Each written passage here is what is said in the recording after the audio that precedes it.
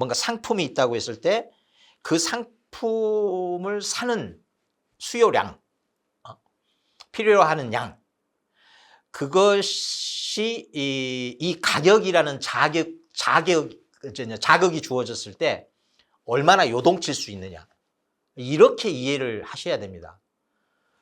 그러면 자극이 가격일 때 그걸 어떻게 표현하느냐, 수요의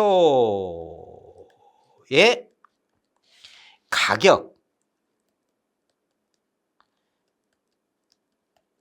탄력성이라고 표현하는 겁니다. 그러니까 여러분, 수요의 가격 탄력성이라고 하는 것은 수요의 탄력성인데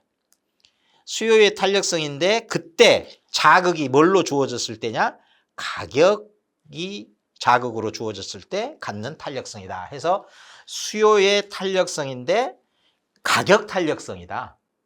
자, 가격이 오르락 내리락 이렇게 하겠죠? 그러면 수요량은 늘어났다 줄었다 이렇게 하겠죠?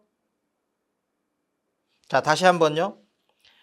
가격이 오를 때 수요량은 어떻게 되나요? 지금 가격이 오르면 이쪽으로 다가가죠. 이쪽으로 다가가고 있죠. 자, 가격이 내리면 많이 사겠죠. 이렇게 방향, 그러니까 가격에 따라서 수요가 어떻게 바뀌는지는 이미 여러분이 알고 계세요. 가격이 오르면 적게 사죠. 가격이 내리면 많이 삽니다. 그런데 가격이 똑같이 100원이 올랐는데 갑자기 수요가 늘어난다. 그러면 탄력성이 매우 좋은 겁니다. 그런데 가격이 아무리 거꾸로 얘기하면 가격이 아무리 떨어져도 수요가 늘질 않아요. 무뎌. 반응이 없어. 비탄력적인 겁니다. 이게 이제 감각적으로 다가오면 이 시험 볼 때 말이죠. 그래프, 곡선 그려가면서 답을 찾는다는 것은 거의 불가능입니다. 그러는 순간 이번 시험은 포기해야 된다고 생각하는 편이 좋습니다. 그럴 시간에 다른 문제를 푸는 게 낫겠죠. 그래서 우리는 언어적 느낌, 언어에서 바로 곡선을 거치지 않고 그 느낌을 받아들일 수 있어야 돼요. 그래서 수요가 탄력적이다라고 하면 가격이 조금만 움직여도 이런 느낌. 가격이 전혀 움직이지 않아도 지 마음대로 요동친다. 이게 이제 완전 100% 탄력적인 거죠. 그래서 이 언어에서 바로 그 상황을 캐치할 수 있는 그런 데까지 나갈 수 있어야 됩니다. 영어로 by 그리고 from을 표시를 했습니다. by가 뭡니까? 어떤 행위를 통해서 얻게 되는 거죠. by, doing. 예. 근데 from은 뭡니까? 출처죠, 출처. 그래서 from something. 예. 이 something에 해당하는 것이 이 앞에 달라붙으면, 그러니까 이득이라고 할 때는 from something, from what, 이걸 말하는 겁니다. 소득이라고 할 때는 by doing. 그래서 소득 앞에는 행위가 나옵니다. 영업을 통해서 얻은 것, 그러면 영업소득. 그 다음에 처분한 거죠. 행위죠.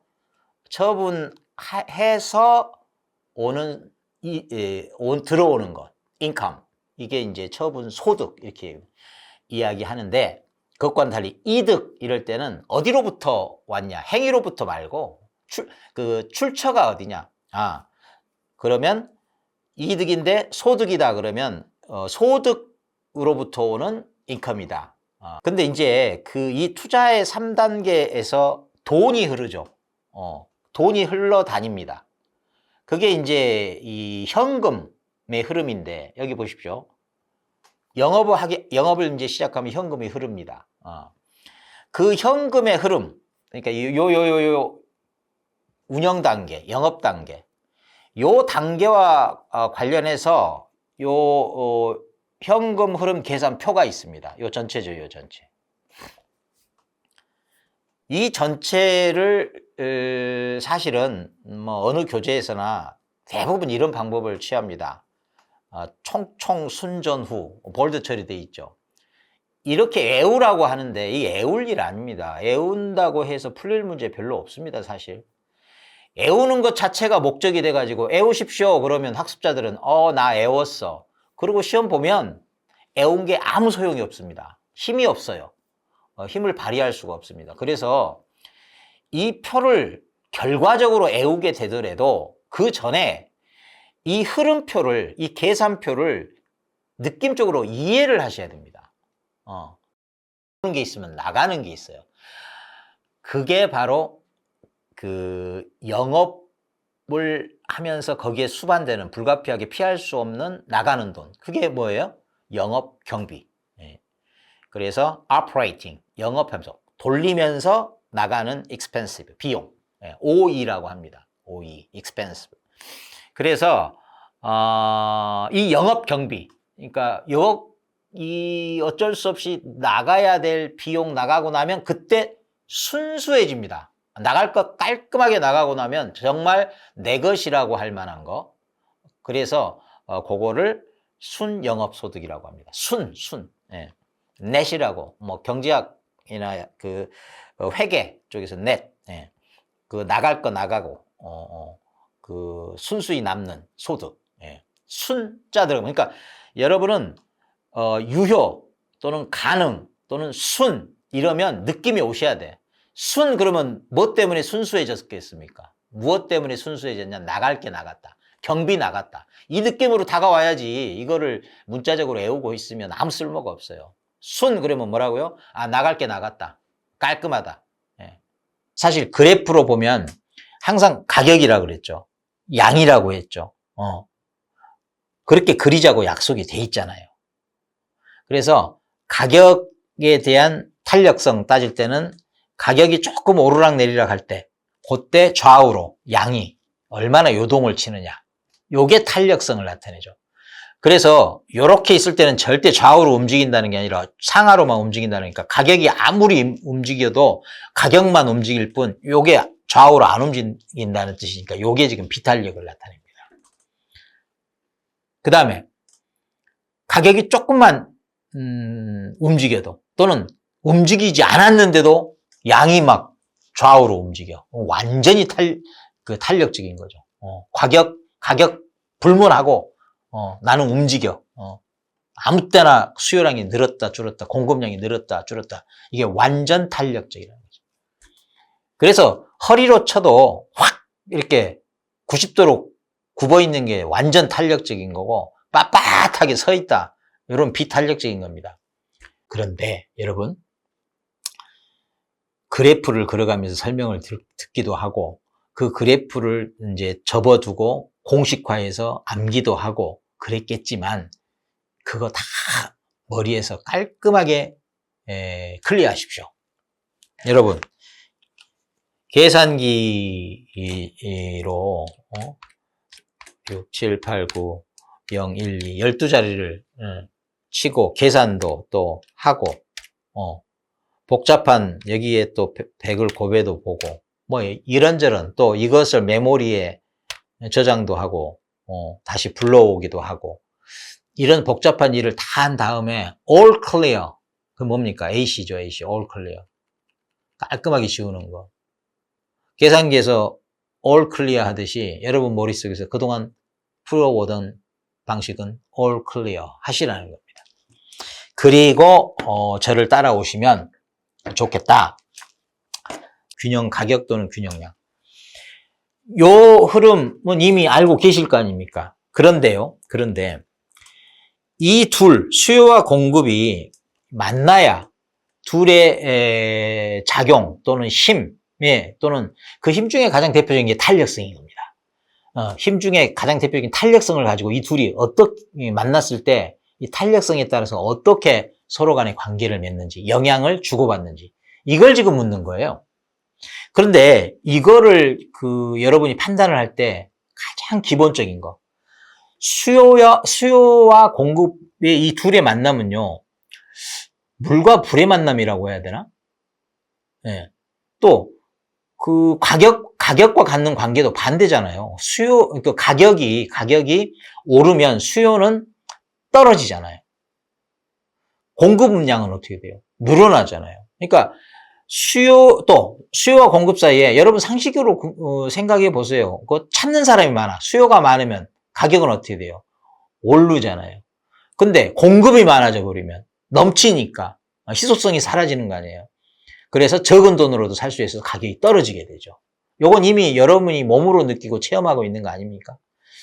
그래서 이 수요와 공급은 서로 물과 불의 만남 같은 거예요.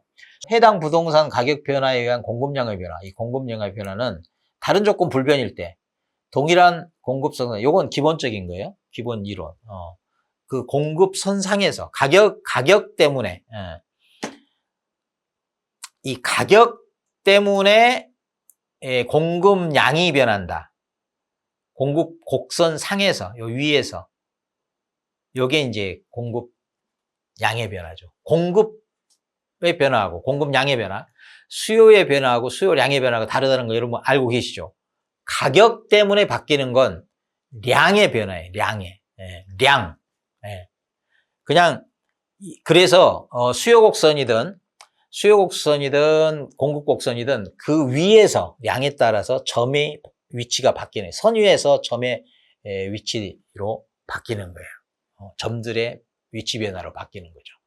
그런데 수요 또는 공급의 변화 그러면 요 곡선 자체가 좌우, 여러분 보기에 좌 이런 식으로 바뀐다는 거예요. 가격이 변하는데 이 량이 움짝달싹 좌우로 움직이질 않아. 이게 뭐예요? 완전 비탄력. 나오잖아, 완전 비탄력. 좌우로 안 움직여. 요 느낌. 완전 탄력은요, 좌우로, 자유롭게 움직여. 완전 탄력적인 거죠. 완전 비탄력. 움직이는 건 가격만. 이렇게 이해하시면 됩니다. 느낌적 이해. 중요합니다. 그 다음에 용도 변경 제한하는 법규가 강화됐다네. 절대 용도 변경 하지 마라. 그러면, 공급곡선 이전에 비해서, 어떤 거예요? 옴짝달싹 못해 하나의 용도로만 묶여 있어. 그러면 금방금방 공급할 수 있어요, 없어요? 못하죠. 량을 조절할 수가 없어. 양이 변화가 쉽지가 않아. 그러니까 어떻게 되는 거예요? 양의 변화가 쉽지가 않아. 쉬운 건 이거죠. 쉽지가 않아. 그래서 뭐예요? 비탄력. 이렇게. 그렇다고 시험 볼 때 여러분, 이러고 있지 마십시오. 경제적 순손실이라는 건 어디서 등장하냐면 이 조세와 관련돼서, 그러니까 그 정책론에 나오겠죠. 정부가 임대차 관련해서 임대료를 규제한다. 이 규제라는 정책이 있을 수 있고, 이 세금으로 이렇게 그 가격에 영향을 미치려고 하는 경우가 있거든요. 규제하려고 하는 경우가 있는데, 이 조세가 예컨대 임대료에 부과되면 그 임대인은 가격을 올려야 되잖아요. 근데 조세가 부과된 만큼 100% 올릴 수가 없어요. 적당히 올리고 나머지는 임차인에게 그걸 전가시킨다고 하죠. 그런 말 들어본 기억이 있죠? 어쨌든 이렇게 되면 임대인과 임차인 사이의 긴장을 통해서 어떻게 가격은 형성이 돼요. 그리고 각자가 부담을 하게 되죠. 그러니까 없었던 부담을 껴안게 돼요. 그러니까 일단 그 임대인이든 임차인이든 누릴 수 있는 그 편익이 있었겠잖아요. 조세가 부과되기 전에. 그런데 부과되니까 좀 그 손실이 좀 생기겠죠. 없던 손실이. 요게 이제 누리던 편익이 그 부담만큼 줄어든다 해서 경제적 후생 손실 또는 경제적 순손실 이렇게 얘기를 해요. 잃는 것이 있으면 얻는 게 있어야 되는데 과세가 되면 사실은 그냥 잃고만 있어요. 사회적으로 잃는 거야. 그러니까 국가가 세금을 걷어가면 그 임대인이나 임차인이 잃는 것이 그 국가로 다 100% 챙겨지면, 세금으로 챙겨지면 뭐 국가 전체로 보면 사회적으로 보면 손실이라고 보기 어렵죠. 그냥 분배에 가까운데 이 과정에서 그냥 공중으로 날아가 버리는 휘발유처럼 날아가 버리는 공중에서 분해돼 버리는 손실이 있거든. 그래서 순손실이라고 그래요. 그냥 손실일 뿐인. 영어로 이거를 dead weight, 그러니까 죽은 부담. 모든 건 부담이 있으면은 얻는 게 또 반대급부가 있게 마련인데 요거는 그게 없다. 그냥 dead weight, 부담만 있고 그런 손실이다. dead weight loss 해서 그거를 또 이 설명을 또 이렇게 하기도 합니다. 여러분, 시험 문제가 40문제예요. 대개 그 정답이 1번인 거, 2번인 거, 5번인 것까지 해서 대개 평균적으로 8문항씩이 출제가 됩니다. 그러면 적어도 40문제 중에 8문제는 1번이 답이라는 거예요. 1번이. 그러면 모든 걸 이런 식으로 확실하게 알고 있고 그게 1번에 배치되는 순간 절약할 수 있는 시간이 커진다는 거예요. 물론 5번이 정답인 것도 8개가 출제가 되겠죠. 평균적으로. 그러면 1, 2, 3, 4를 다 읽은 다음에 라서야 정답 체크할 수 있는 게 등장도 한다는 거죠. 그래서 여튼 1번이 등장을 하면 이런 경우에는 득을 본다. 거꾸로 5번일 때는 손해를 보겠지만 그래서 득을 볼 때 확실히 득을 봐야 5번 문항에서 손해보는 것들을 상쇄시킬 수 있겠죠. 그래서 시간이 확보가 되는 겁니다. 네. 그 시험의 어떤 정답 체크 스킬이라고 해야 되나요? 소위 찍는다고 하죠. 찍는 것도 다 요령이고 다 논리가 있습니다. 그러니까 그런 것들은 기본적으로 알고 계셔야지.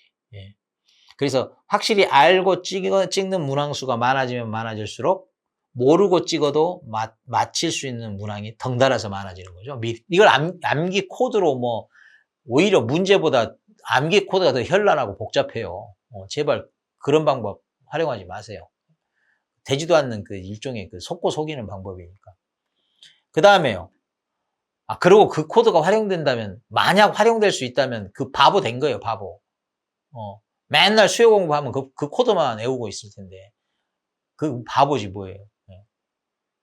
수요의 기본적인 개념을 터득하려고 노력하지 않고 그 코드만 외우고 있으니 그 바보지. 그 온전한 정신입니까? 암기 코드는요, 충분히 이해한 결과로 주어지는 것이어야 한다. 이해할 수 없으니까 외운다. 그거는 최후입니다. 최후. 가장 최후의 어쩔 수 없는 선택이지 평소에 공부하면서부터 막 드립다 채용하는 방식이 아니에요. 제발 좀 어떤 게 유익하냐 하는 것도 다 타이밍의 문제입니다. 언제 활용하는 게 유익할 수 있는지 이런 문제니까 제발 좀 유념하시기 바랍니다. 암기 코드 들이대려고 하는 게 더 막막해요. 이거 어떻게 들이대야 되지? 그거 연습하는 게 더 시간이 훨씬 걸립니다. 그리고 그건 또 잊혀져서 자꾸 외워야 돼. 그런데 이 지금 감각적인 상식에 근거한 감각적 접근 이게 사라지겠어요? 그 감각 사라지는 순간 죽어야죠. 죽은 거지. 살아있는 난 살아있어야 될 그 감각. 그 감각이 살아있어야 살아있다고 할 수 있는 그 감각. 그걸 활용하는 겁니다. 예. 오늘 정말 부동산학 개론의 거의 시작이 절반이라고 이 경제 관련 수요공급 법칙, 거기다 탄력성까지, 거기다가 조세까지 맞물리는 이걸 그저 감각적으로 너무 편하고 분명하게 지금 이해를 시켜드리고 있는 거예요. 좀 놀랍지 않습니까? 이럴 때는 좀 찬사를 한껏 보내주셔야 되고, 좋아요도 눌러주고, 구독도 하고, 또 더불어서 주위 사람들에게 홍보도 해주시고, 이게 서로 간의 give and take 아니겠어요? 좋아요 부탁드려요. 자, 네. 기출 또 볼까요? 기출 여기 지금 A지역 단독주택 시장 균형 가격, 그 다음 균형 거래량 변화가 있고, 옳은 거 찾아라 그랬네요. 뭐 수요곡선 우하향, 공곡곡선 우상향 이거 뭐 여러분 늘 그 저기 곡선, 수요곡선, 공곡곡선 접하셨잖아요. 가격, 양 이래가지고. 응? 수요곡선은 왜 우하향이에요? 우로 갈수록 우로 간다는 건 뭐예요? 양이잖아요. 양. 그 다음에 상하라고 할 때는 가격이잖아요. 우로 간다는 건 양이 늘어날 때 그러니까 가격이 내려가면 양은 늘어나죠. 또 양이 늘어나려면 가격은 떨어져야 되죠. 그래서 우하향. 공급곡선은요. 우라는 것은 양이 이제 늘어난다는 것이고, 양이 늘어나려면 가격은 어떻게 해야 돼? 상향. 늘어나야죠. 그러니까 이거를 애우려고 하지 마시고, 이것 자체가 또 한 지문으로 나올 수도 있어요. 근데 시험 볼 때 헷갈리거든. 그러니까 요 관계, 우상 이 관계를 따져보시라고. 순간으로 따져보시라고. 예. 이것도 뭐 하, 공, 상 뭐 이렇게 외우면 곤란하다는 거예요. 그거 다 바보 되는 길이니까 조심하시기 바랍니다. 자, 여기 보세요. 그 다음에 수요와 공급이 동시에 증가한대. 예, 동시에. 그 양은 증가하는 거 맞네. 둘 다 증가하니까. 근데 더 큰 게 뭐냐면, 더 큰 게 주어에 있는 것. 공급이 크대. 그것이 큰 것 따라가겠죠. 세력이 큰 것 따라가겠죠. 그래서 공급이 증가하면 물건이 넘쳐나죠. 가격 하락해야 되는데 틀렸다. 예. 둘 다 증가하니까 당연히 증가는 맞고. 자, 수요와 공급이 동시에 감소. 당연히 감소겠죠. 여긴 괜찮아. 근데 이제 가격이 문제인데 수요의 감소폭이 더 커. 수요가 감소하는 게 더 크면 수요 감소에 따라 나타나는 거. 수요 찾는 사람이 없어. 그럼 가격은 하락이겠죠. 당연히. 그 다음에 세력이 큰 게 감소하면 따라서 감소하겠죠. 양도. 양이잖아요. 양. 여기 4번이 정답이에요. 예. 이 시장의 수요자는 모두 동일한 개별 함수를 갖는다. 이렇게 되어 있습니다. 이 시장의 수요자가 2배로 된다면, 수요자가 2배로, 수요자 수가 2배로 된다. 그럴 때 이 새로운 시장 수요 함수 이렇게 묻고 있습니다. 새로운 시장 수요 함수. 네. 이게 시장 수요 함수고 기존입니다. 그런데 수요자가 2배로 는다. 그러면 새로운 시장 수요 함수는 이렇게 묻고 있는 겁니다. 여러분 여기 그런 다음에 꼭 문제에서는 단서가 붙는데 이 단서는요 되게 어떤 의미를 갖냐면 딴 생각하지 말고 주어진 문제에만 집중하라 이런 뜻으로 이해하시면 됩니다. 그러니까 우리 고등학교 때까지 보는 수학 문제에서 단서가 정답을 좌지우지하는 이런 게 아니라 사실 부동산학 개론에서의 단서는 딴 생각하지 말고 딱 문제에서 주어진 것만 생각해 이런 것에 가깝습니다. 우리는 미처 생각지도 못하지만 아는 사람들은 요거 좀 단서를 걸어놔야 단정한 문제가 된다 이런 뜻에 가까우니까 특별히 새롭게 보이는 게 없으면 그런 정도로 이해하시면 됩니다. 다른 조건은 여기 이 부분 매우 중요합니다. 다른 조건은 일정하다. 요거 바로 다른 생각하지 마라. 다른 조건 일정하고 하니까 엉뚱한 변수 갖다가 들이대지 마라 이겁니다. 그냥 여기서 수요자가 2배로 늘었다 하면 그것만 생각하는 거예요. 뭐 수요자의 소득이 늘었을 수도 있지 않냐 뭐 이런 식으로 생각하지 말라는 겁니다. 그냥 딱 수요자 수만 2배로 증가했다. 2배로 된다. 이렇게만 생각하라는 겁니다. 그리고 부동산은 민간재이며 공공재 아니라는 겁니다. 공공재는 뭔가 특별한 성격을 갖잖아요. 그거 가지고 시장 수요를 가늠할 수는 없다. 따질 수 없다. 매우 표준적이고 전형적인 민간재로 하겠다. 그러니까 딴 생각하지 말라는 거예요. 그러니까 오로지 무슨 뜻입니까? 딴 생각하지 말고 그냥 똑같은 수요자가 2배로 뛰었다고만 생각하라는 거예요. 네. 그러니까 단서가 길지만 다른 뜻이 아니라는 거죠. 길고 복잡한 현란한 단서가 하는 말은 뭐예요? 딴 생각하지 말고 단정하게 그렇게 계산해봐라 이런 뜻입니다. 그러니까 시험 볼 때는 쓱 보고 별말 없지 여전히 별말 없지 딱 집중하자 이런 뜻이니까 그렇게 이해하시면 되는 겁니다. 관계가 QD와 QM의 관계가. 그러면 원래 있던 곳으로 가서 이 QD 자리에다가 QD 자리에 요걸 QD는 요거니까 2분의 1 QM이니까 대입을 한다고 하죠. 그 자리에 갖다 집어 넣으면 되는 거죠. 그럼 어떻게 됩니까? 자, P는 price죠. 가격은 100 마이너스 4 QD인데 QD가 지금 뭐라고요? 2분의 1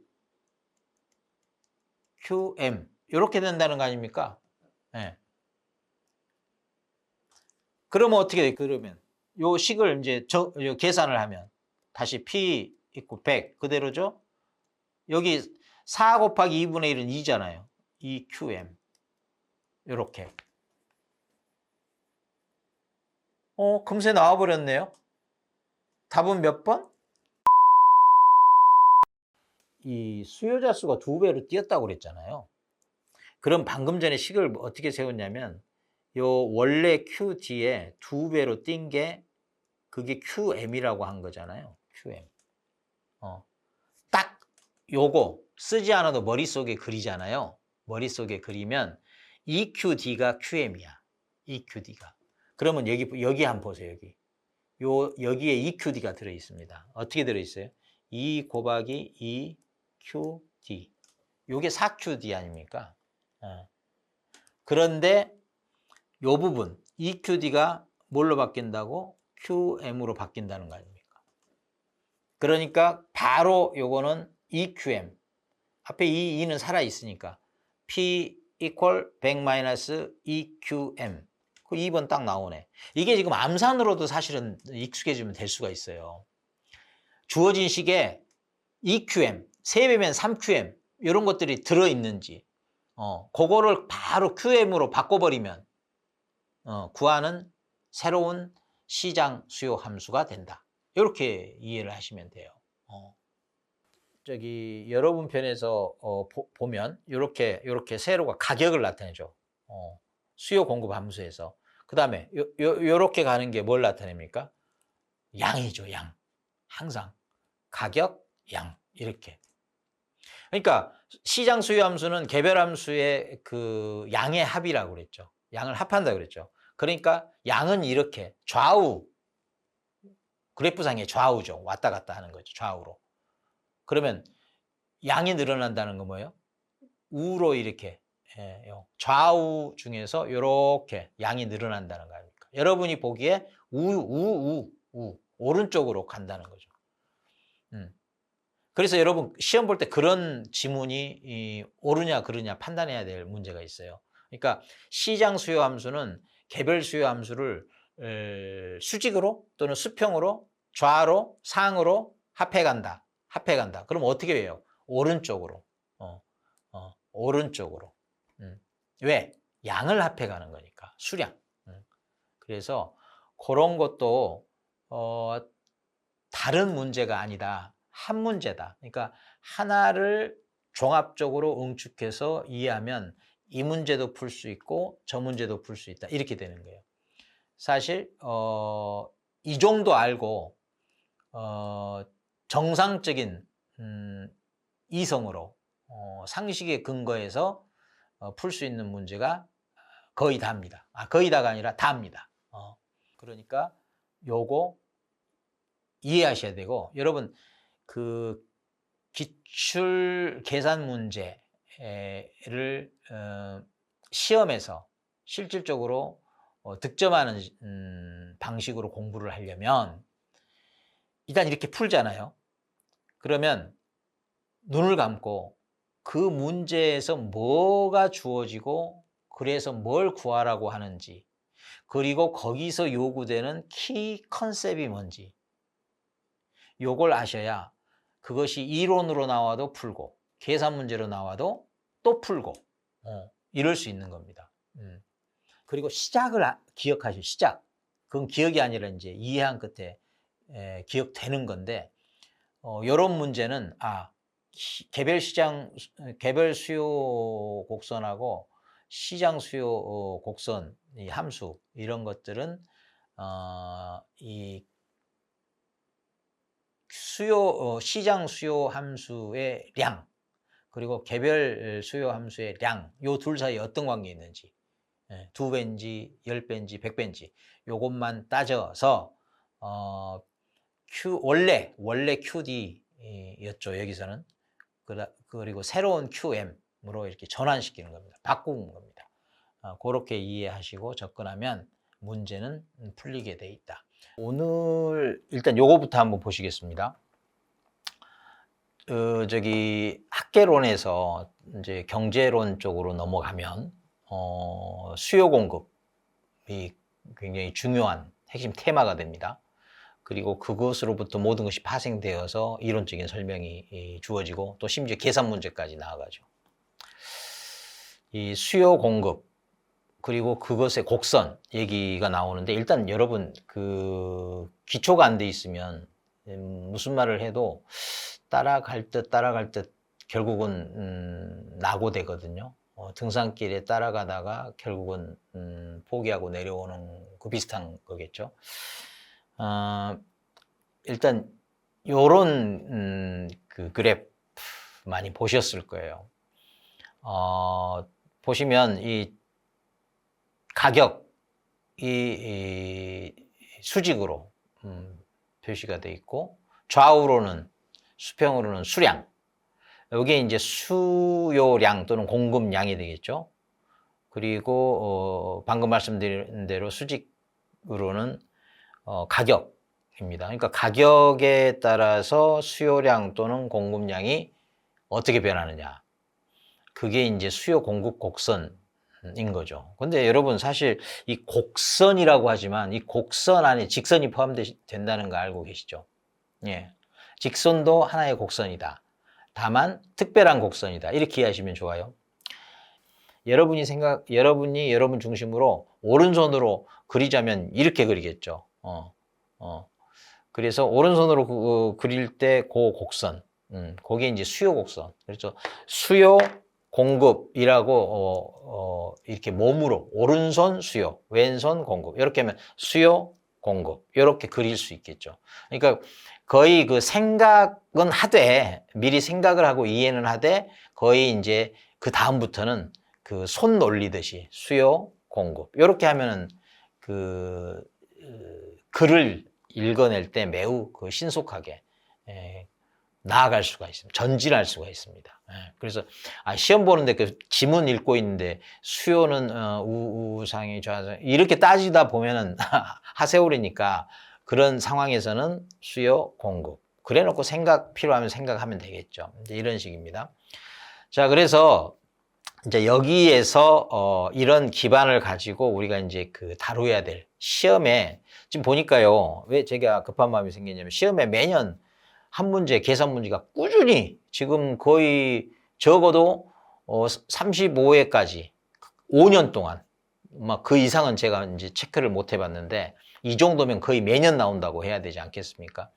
그런 류의 문제가 있더라고요. 근데 27회인가 28회부터 경험하신 분들이 얘기하기에 그때부터 난이도가 팍 뛰기 시작했답니다. 그러면서 꾸준히 지금 최근 35회까지 난이도가 올라오고 있고, 최근 2, 3년 동안 급격히 오르고 있습니다. 왜냐하면 상대평가를 하겠다고 계획을 세울 의지를 가졌다가 도저히 안 될 뭔가가 부작용이 그 염려가 되어서 절대평가로 남는 대신 난이도를 높여서 합격자 수를 적절하게 조절하겠다, 이렇게 된 거거든요. 그러다 보니까 앞으로 시험 난이도는 꾸준히 더 오를 것이다.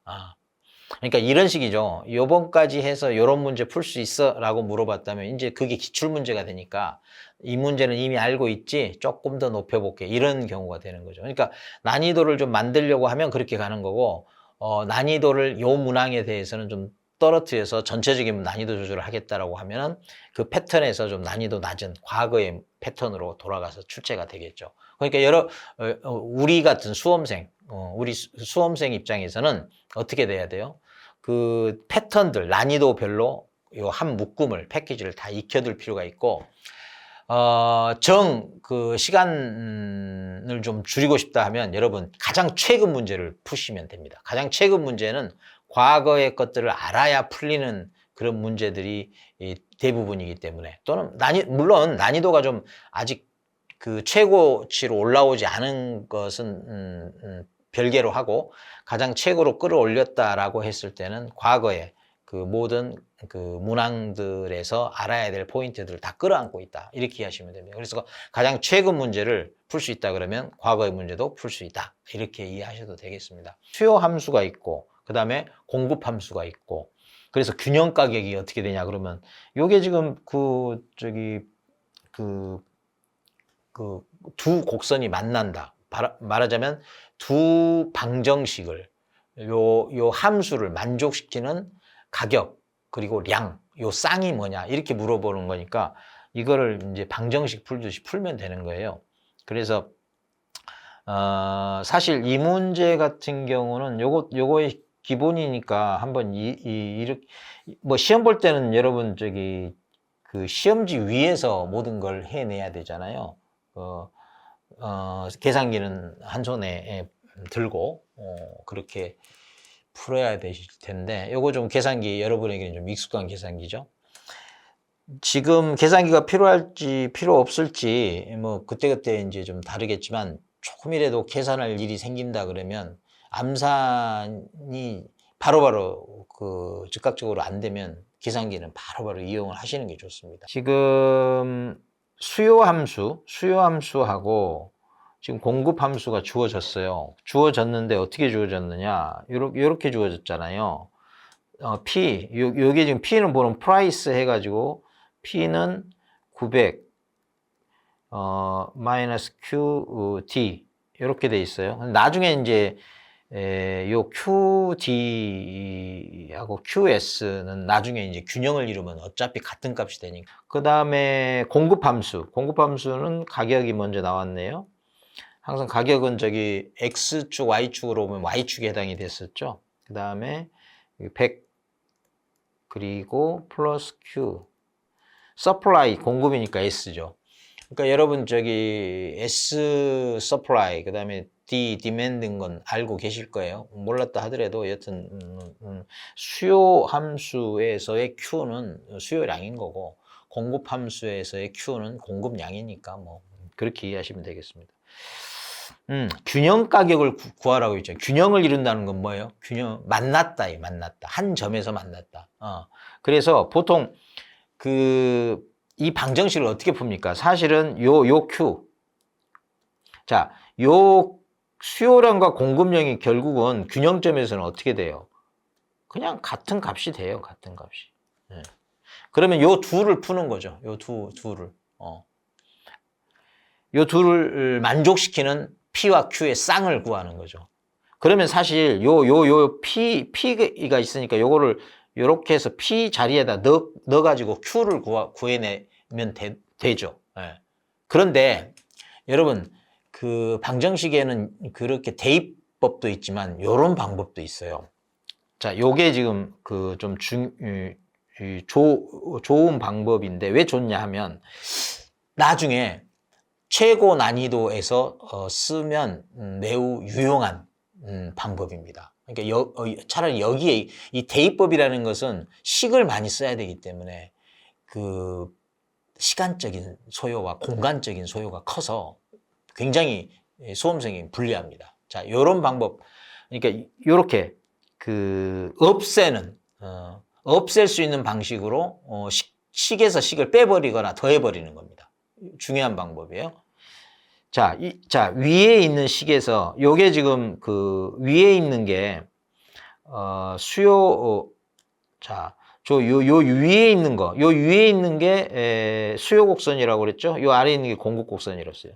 근데 둘이 만나는 지점이니까 양도 같아지고 요 가격도 같아지는 거죠. 자, 이걸 풀어야 되는 거예요. 그러면 요 두 식에서 위에서 두 식을 더해버리면 뭐가 사라져요? 요 두 식을 더해버리면 뭐가 사라지냐면 요게 사라지겠죠. 요게 Q가 마이너스 Q 플러스 Q니까 이런 방법으로 이렇게 보셔야 돼. 보고 어떻게 하면 사라질지 그리고 뭐가 남을지 요 생각을 하면 매우 좋습니다. 자, 그러면 이 Q를 날리는 방법이 제일 편하겠죠. 35의 기출이 이겁니다. 여기 보면 자, 여기서는 좀 뭔가 좀 사용을 해야 되겠다 싶네요. 자, 여기 보면 여기 분수 보이십니까? A지역 오피스텔 시장에서 수요함수 그리고 공급함수 나오죠? 공급함수. 그 다음에 요게 이제 균형 상태에 있었다 이렇게 나오지 않습니까? 균형 상태에 있었다. 근데 이 시장에서 수요함수가 그러니까 수요함수가 변한 거예요. 그러니까 애초에 수요함수가 있고 그게 변한 수요함수가 있고 변하지 않는 건 뭐예요? 공급함수가 변하지 않고 있는 겁니다. 자, 요런 걸 잘 보셔야 돼. 그런데 이 변한 수요함수 그게 뭐예요? 요런 식으로 분수가 또 포함되어 있네. 아니, 이런 게 나오면 이제 그 벌써 풀기 싫어지는 거고 풀어도 자신감이 없어지는 거예요. 그러니까 일단 이 특성 최근의 경향입니다. 좀 까다롭게 포기하게 만들면서 난이도를 높이는 방식이 이런 방식인 겁니다. 그러면 지금 이것과 이것의 짝에서 P값이든 Q값을 구하는데 유리한 건 마이너스 P도 있고 P가 있으니까 여기서 곱해버리는 거예요.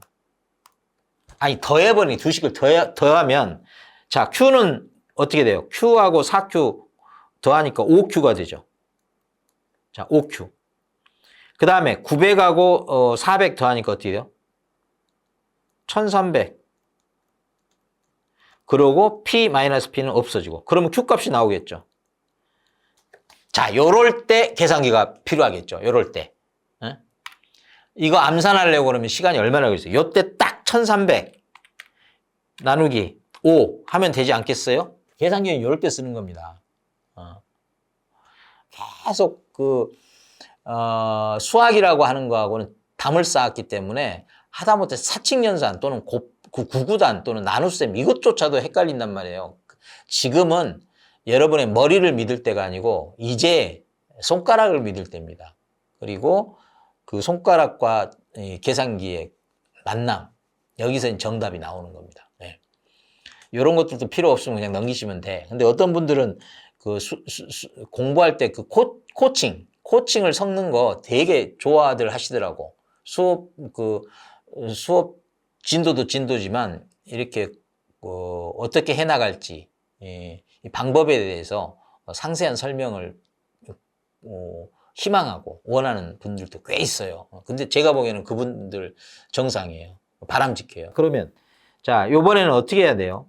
요 변하지 않는 공급하고 요 변한 후 수요 함수 요 둘 사이에 둘을 동시에 만족하는 P와 Q 또는 방정식의 해 이걸 구해야 되잖아요. 자, 그런데 여러분 요게 지금 보니까 이게 P를 없애기도 그렇고 보면 Q를 없애기도 그렇고 이렇단 말이에요.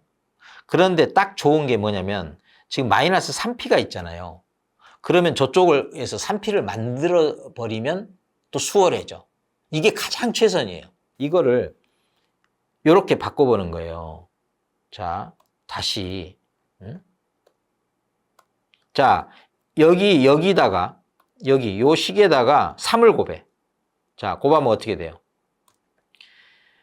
3, 4, 12Q가 되죠. 3을 곱했죠. 3, 4, 12, 1200 플러스 3P 이렇게 되는 거예요. 됐죠? 바꾼 거야. 필요에 의해서. 똑같은 거예요, 똑같은 거. 자, 그러면 이제 요거와 요거 사이에 값을 구하면 돼요. 근데 여러분, 그 학습이 즐거워지면 학습만큼 재밌는 게임이 없습니다, 여러분. 진짜 농담이 아니고, 진짜 그 적당한 난이도가 있어야 게임도 즐거운 거잖아요. 고돌이가 왜 즐겁냐면, 그 나이 드신 분들에게 적당한 그 머리를 써야 될 난이도를 요구하기 때문에 그래요. 그게 그 심플하면 미나또 싫어하는 이유가 뭐예요? 잘 안 치는 이유가 너무 심플하니까. 고돌이 정도 돼야 판도 읽고 이런 복잡한 룰을 이렇게 활용하면서 적용하면서 승리도 맛보고 패배도 맛보는 이것 때문에 게임이 그 강렬한 그 흡입력을 갖는 거 아닙니까? 근데 어떤 분들은 이 다른 모든 게임 재미없고 학습이라는 게임이 진정한 재밌는 게임인 경우도 있어요. 근데 특별한 사람은 일찍 그렇게 경험한 분도 계시지만 지금이라도 그 학습이야말로 진정한 게임이다, 즐거움이다 할 수 있어요. 남의 일이 아닙니다. 영원히 남의 일만은 아니다. 요거 꼭 말씀드리고 싶어요. 그리고 그 상황까지 이르는데 저와 함께 같이 동행하면 너무 좋겠어요. 이것마저도 복잡하다 그러면 이제 수험생으로서의 그 삶을 이제 접어야죠. 접어야죠. 또는 학개론에서 계산 문제는 다 포기한다. 이럴 수도 있겠는데 또 이것 말고도요. 이것도 어렵다는 문제인데 이 정도 풀 수 있으면 다른 문제야 얼마나 간단히 풀릴 수 있겠어요. 다 방법이 있습니다. 그것도 사람이라면 이렇게 자연스럽게 이성의 흐름이라는 게 있잖아요.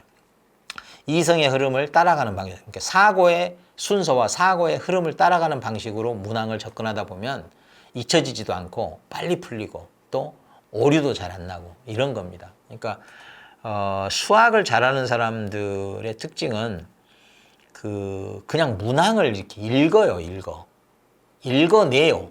읽어내면 그림이 그려져요. 여기까지 돼야 풀 수 있는 겁니다. 자연스럽게. 근데 여러분들은 또는 여러분들에게 그 빨리 푸는 방법 알려준다고 그 기계적인 방법, 이런 문항은 이렇게 접근하고 이렇게 해서 이렇게 하는 겁니다. 제가 보기에는 그건 다 쓸데없는 노력입니다. 허망한 노력이에요. 그거 가지고 과연 한 문제, 두 문제 풀 수 있나? 이미 그런 방법으로는 안 되고 정상적인 방법으로 마스터한 사람들에게나 시험 가서 계산기가 필요하지. 제가 보기에 그렇게 해서 계산 문제에 적응한 사람들 글쎄요. 실제로 그 시험장에 가서 계산기 눌러보기나 할 수 있을지 의문입니다. 이게 이제 그런 분들에게 필요한 건 요런 구도입니다. 구도. 이걸 알려드리는 거야. 그리고 앞으로 모든 문제는 이런 문제예요. 지난번에 제가 비례 임대차 문제를 여러분과 함께 이제 그 경험을 하면서 풀어드렸던 방식도 중요한 건 이거예요. 구도. 생각납니까? 비례 임대차 구도가 어떻게 되는지. 기본 깔리고 그 다음에 그 손익분기점 매출액 넘어가면 그때 일정 비율 곱해가지고 그만큼 더 얹혀서 받는다. 이런 거지. 이거예요. 이 프레임을 갖고 있어야 문제가 풀린다는 거죠. 그냥 문장 대 문장으로 그냥 기계적으로 그렇게 도저히 안 됩니다. 인간이니까 안 되는 거예요. 차라리 침팬지면 될지 몰라. 훈련에 의해서. 제발 그러지 마시고 정상적인 방법으로 준비할 때 충분하게 헤아리다 보면 시험 볼 때는 특별히 헤아리지 않고 건너뛸 수 있다.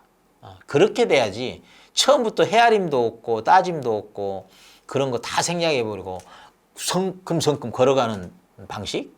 그거는 가다가 바로 실족하고 웅덩이에 빠지는 그런 경험으로밖에 귀결이 안 되는 거예요. 중원부원 말은 길어졌지만 말이 길어진 만큼 여러분이 시험장에서 문제 푸는 시간은 짧아질 겁니다. 그래서 지분복귀액 따지자고 하면 자, 지분복귀액은 어떤 단계에 있어요? 처분 단계죠. 팔아치우는 단계예요. 자, 팔아치우면서 내 손에 쥐어진 돈, 요게 지분복귀액입니다. 복귀가 뭐예요? 컴백. 컴백. 내 지분 투자했죠. 투자했는데 영업하고 팔아치울 때 컴백한 복귀액 등장하는 게 판 가격. 얼마에 팔았냐? 그게 내 손에 주어질 거 아닙니까? 그런데 파는데 그렇게 혼자 그냥 훌렁 팔아버릴 수 있습니까? 살 사람을 찾아야지. 그 일을 누가 해줍니까? 여러분이 되려고 하는 공인중개사가 해야 되는 거 아닙니까? 그러면 중개보수라도 나가야 될 거 아닙니까? 그게 이제 경비가 되겠죠. 경비. expense. 그런데 아까도 말씀드렸지만 이 내 손에 들어온 거, 내 손에 들어온 것에는요 그 남의 손에서 그 빌려온 것도 있어요. 그것 때문에 주어진 돈이 있습니다. 그 순자 들어가면 아까 순 영업 단계에서 순 영업소득 있었죠. 거기에 이 손에 순은 손에 지어져 있다 이렇게 생각하시라고 그랬죠.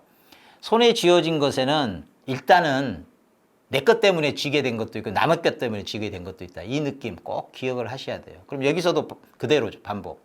남의 거는 나가야 돼요. 이제 남의 거는 나가야 돼. 그래서 못 갚은 미상환, 저당, 잔금, 예. unpaid라고 나오죠. unpaid. 지불 안 된 거, 미상환. 우리말이 한자로 표현이 되면 영어보다 더 어려울 때가 있어요. 어떤 분은 영어가 편하실 테고 어떤 분은 뭐 여전히 한자가 편하실 분도 계시니까 편한 대로 하십시오. 그래서 unpaid mortgage, mortgage가 뭡니까? 주택담보대출이잖아요. 예, 부동산 담보대출. 그래서 balance. 그래서 잔금, 요거 빠져나가야 됩니다. 세전 현금 흐름이라고 그랬죠. 이거 뭐 어떤 단계예요? 세전. 세금 얘기하는 순간 부채 서비스액 빠져나간 단계입니다.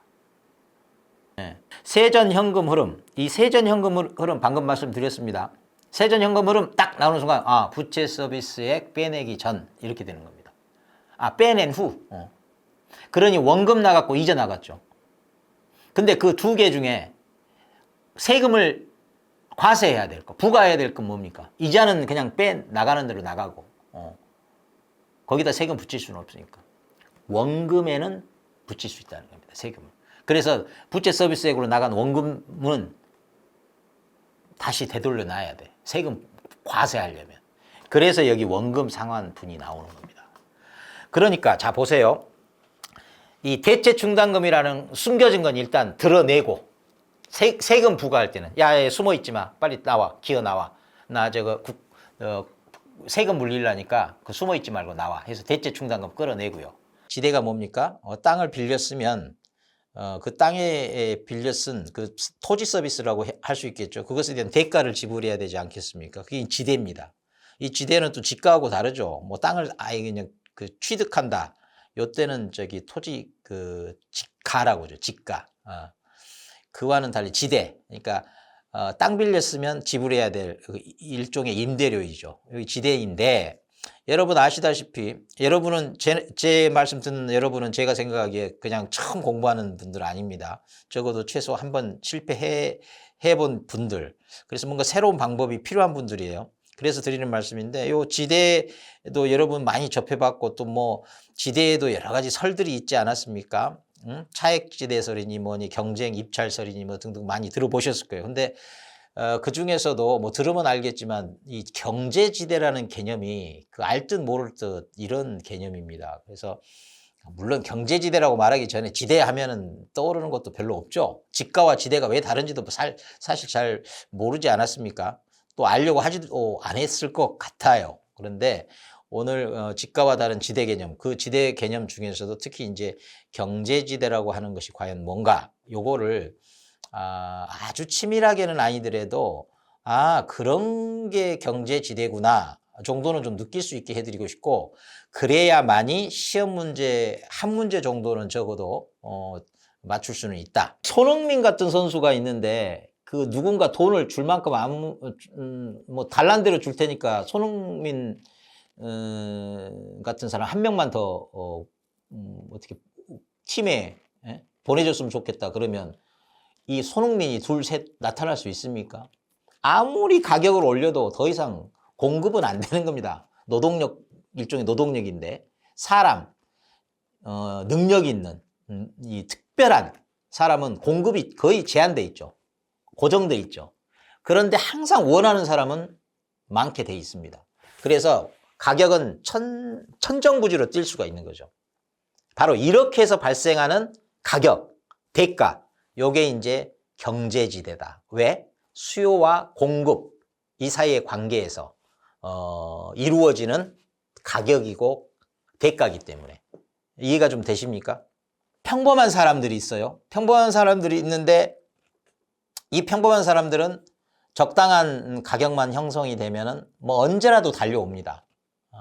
가격을 아주 조금만 올려도 금세 뭐 저요 손 들고 나타나죠. 그런 경우에 경제지대가 형성될 여지가 있겠습니까? 가격을 전혀 올리지 않아도 그냥 저부터 써주세요 이러고 나서는데, 예, 오히려 공급 쪽에서 아쉬운데 그런 경우에는 경제지대가 형성이 안 되죠. 얼마나 많은 양이라도 그건 전부 다 그냥 최소한의 비용 가지고 다 끌어들일 수 있는 사람들이고, 그 공급하는 입장에서는 딱 최소한의 비용만 받아가는 겁니다. 수입만 챙기는 거죠. 그걸 전용 수입이라고 해요. 그리고 이 전용 수입은 전용되지 않도록 이쪽에 붙들어내는, 이쪽에 전적으로 붙들어 놓는 데 필요한 최소한의 비용, 전용 수입인 겁니다. 보세요. 여기 supply, 공급 있습니다. 여기 demand, 예, 수요 있습니다. 여러분 요 수요 공급도 거의 감각적으로 바로 캐치하셔야 돼. 요렇게 하면 S, supply, 공급 곡선입니다. 자,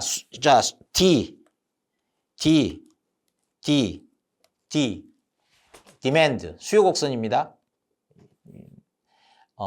이해한 다음에는 이렇게 마무리로 이렇게 암기 전략으로 처리해 놓으면 여러모로 좋아요. 자, 여튼 supply가 있고요. 공급이 있고 수요가 있습니다. 둘이 일치하는 지점, 여기 이제 균형 지점이 있죠. 예. 그때 가격이 있고 price. 예. 이렇게 이제 그 일반적인 시장에서 이렇게 형성이 되고, 일반적인 재화 서비스 등은 이렇게 형성이 됩니다.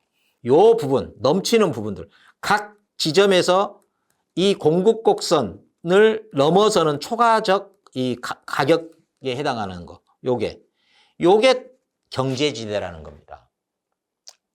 예. 좀 지저분하게 색칠을 했지만 느낌은 그 받는 데 도움이 되죠. 그래서 초과예요. 이 특정 물량에서 받으면 튀어나올 그 물량이 있는데, 그 물량이 이렇게 더 누리게 되는 초과적인 요 부분, 네, 요 부분, 요게 이제 경제지대라고 하는 겁니다. 이해가 되셨습니까? 자, 그러면 좀 그 특징적인 거 하나 더 볼까요? 요 경우는 지금 어떤 상황일까요? 네. 네. 자, 보세요. 가격이 고정돼 있어요. 오르락내리락 하지도 않습니다. 그 가격, 고정된 가격에 얼마든지 요 디맨드 만나는 지점이죠. 얼마든지 필요한 만큼 물량이 처음부터 이렇게 나오기 시작합니다. 처음부터. 예. 처음부터. 예. 그 가격이 계속 나옵니다. 물량이. 예. 사실은 더 나올 수도 있겠죠. 수요가 없어서 그렇지. 예. 가격이 꿈틀도 않는데, 더 지불하지도 않는데, 저요 하고, 저 써주세요. 저 사주세요. 이러고 나오는 거예요. 뭐만 있는 겁니까? 전용 수입만 있는 겁니다. 전용 수입만. 더 받을 게 없어. 여기는 양입니다. 그 다음에 여기는 가격이에요. 그리고 이런 그 공급 곡선이 형성이 될 수가 있겠죠. 그리고 어떤 지점에서 이렇게 이 특정 가격에서 이렇게 특정의 이 공급이 결정이 된단 말이에요. 예, Q1, P1 이렇게 합시다.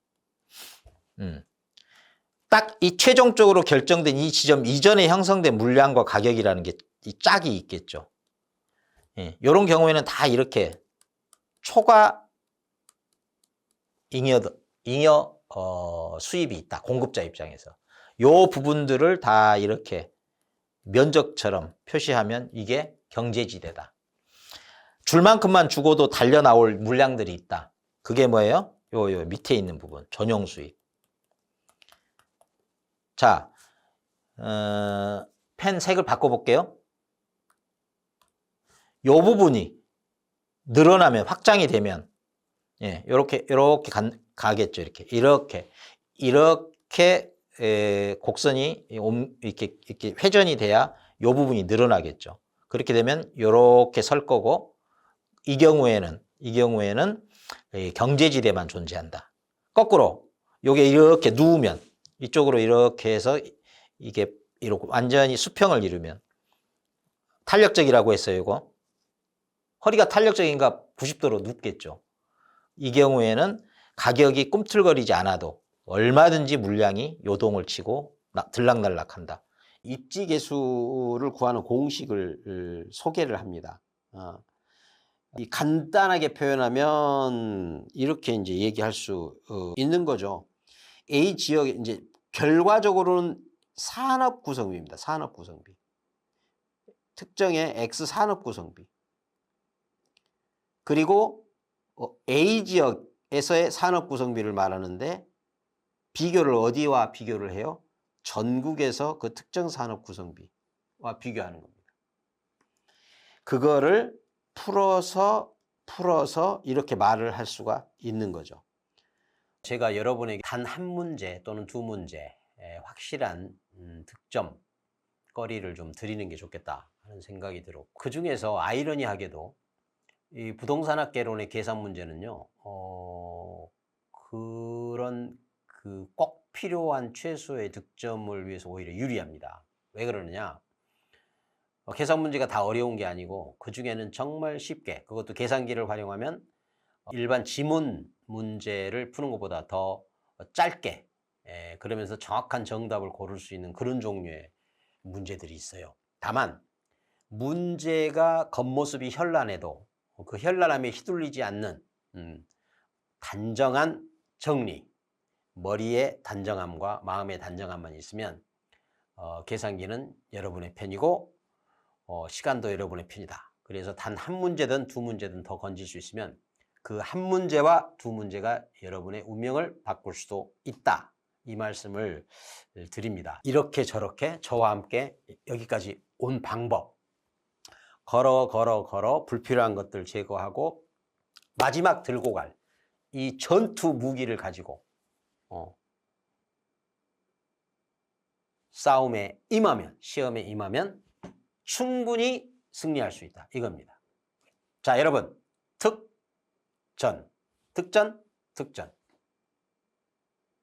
오늘은 여기까지. 또 이런 종류 여러분에게 계속해서 시험 전까지 소개할 터인데, 여러분 유용하겠다 싶으면 구독, 좋아요, 그리고 요 기출문제 중에 특히 요 문제 지금 튜터 코치가 저 혈코치입니다. 혈코치가 해준 대로 해주기를 바란다 그러면 댓글 요청하십시오. 그럼 바로 그걸 영순위로 컨텐츠로 제작해서 여러분께 내드리겠습니다. 감채기금 이렇게 돼. 감채기금. 나중에 1억을 만들고 싶어요. 10년 후에 1억을 만들고 싶어요. 이 기금이에요. 나의 종잣돈, 뭔가 이제 10년 후에 내가 사업을 펼치고 싶고, 그때부터 나는 본격적으로 내 인생의 비즈니스가 시작된다라고 해서 10년 동안 일단 1억을 모으자, 이런 생각을 했다고 해요. 그 기금을 모으려면 어떻게 됩니까? 매년 또박또박 얼마씩 말하자면 부어 나가야 되잖아요. 이게 달리 말하면 10년 후에 나 자신에게 빚이 1억이 있는 거예요. 갚아야 되는 거예요. 나 자신에게. 채무인 겁니다. 나 자신에 대한 채무이긴 해도. 그러면 매년 그 채무, 나에게 진 빚을 갚아 나가야 되겠죠. 감채해 나가야 되겠죠. 이 느낌을 먼저 가지셔야 돼. 감채기금 이렇게 돼. 감채기금. 느끼세요. 음미하세요. 감채. 감자가 이렇게 감하다, 줄어든다, 이런 뜻입니다. 감채. 그 다음에 이 채는요, 그 채무, 채권 채무할 때 그 채무, 이 빚을 말합니다. 그리고 기금이라는 표현이 나오죠. 기금. 뭔가 기반이 되는 자금. 그래서 그 감채기금은 이 이름에서 어떤 의미를 끌어낼 수 있어야 되냐면, 뭔가 줄여간다는 거예요. 줄여가고, 그 줄여가는 것이 뭐냐면 기금이라는 게, 지금 여기서는 여섯 가지죠. 6가지. 이 각각이 일단은 뭘 의미하는지, 그리고 그때 동원되는 공식이 뭔지, 이제 이렇게 접근에 들어갈 텐데, 일시불 일단 두 개가 있죠. 하나는 내가, 하나는 현가. 내가라고 하는 미래 두음법칙 적용해서 레인데 내가, 미래의 가치. 그 다음에 현가 그러면 현재의 가치. 향후 이제 학습을 위해서라도. 그리고 내가 현가 계속 이렇게 이제 쌍을 이루는데 연금이라고 하는 것은 연금 매년 또박또박 지불하는 돈 또는 또박또박 받게 되는 돈 이렇게 생각하시면 됩니다. 그래서 연금이라고 하는 겁니다. 연금. 그래서 한 방에 은행에 놓고 10년을 기다리는 방식 요거 일시불입니다. 그 다음에 지금 이 감채기금 계수가 있고 저당상수가 있습니다. 이건 좀 낯선, 뭔가 생뚱맞은 이름 아닙니까? 계수의 네이밍 아닙니까? 여전히. 그래서 오늘 일단 자본하는 계수라고 하는 것들, 여기 보면은 이 미래가치, 그리고 여기 미래가치, 그리고 현재 가치 이렇게 일단 크게 구분을 하고 있어요. 그러니까 미래 가치, 현재 가치 그렇죠. 미래 가치 그러면 저 미래로 돈의 가치를 그 미래 기준으로 따져보는 거죠. 현재 가치는 현재로 땡겨서 먼 훗날이 있기로 작정된 예정된 돈을 미리 땡겼을 때, 현재로 당겼을 때, 땡겨올 때 그 가치가 어떻게 변하는지 뭐 이런 겁니다. 근데 거꾸로 누군가가 아버지라고 할까요? 너 1년 후에 공인중개사 자격증을 취득하면 1억을 주겠다 이렇게 얘기를 했다고 해요. 미래에 주겠다고 약속된 거잖아요. 거기에 대놓고 아버지 그 돈 지금 주면 제가 반드시 합격하겠습니다. 이런 상황이라고 한번 해보십시오. 그러면 아버지 그 1년 후에 또는 1년 후에 주기로 한 그 목돈 한 알 그거 1년인데 그 N년으로 보고 미리 땡겨서 거꾸로 땡기니까 마이너스를 붙이면 되는 거예요. 미리 땡겨서 주면 안 되겠습니까? 그러면 어떻게 되겠어요? 액수가 짐작컨대 1억을 1년 후에 주기로 한 걸 미리 땡겨달라고 했으니 적어도 1억보다는 작아지겠죠. 9천 정도 될까요? 이자율 따지면 9,500, 9,400. 여튼 1억보다는 좀 이자율에 따라서 좀 더 줄겠죠. 미리 땡겨받으니까. 그래서 이게 이제 마이너스가 붙는 대목입니다. 그래서 요 마이너스가 붙는다. 요렇게 이제 하면 이 땡기니까 땡겨서 결국 종착지가 현재잖아요. 그래서 요거는 그 현재, 현가, 기준이 현재니까. 그래서 현재 가치, 뭐 이렇게 현가 이렇게 말을 하는 겁니다. 이렇게 거꾸로 생각해서 매달 매년 아버지가 한 알 내 줄게, 줄 거야. N년 동안 그런 것을 아버지 땡겨주세요. 거꾸로. 그래서 미리 한 방에 주세요. 현재로 땡겨서.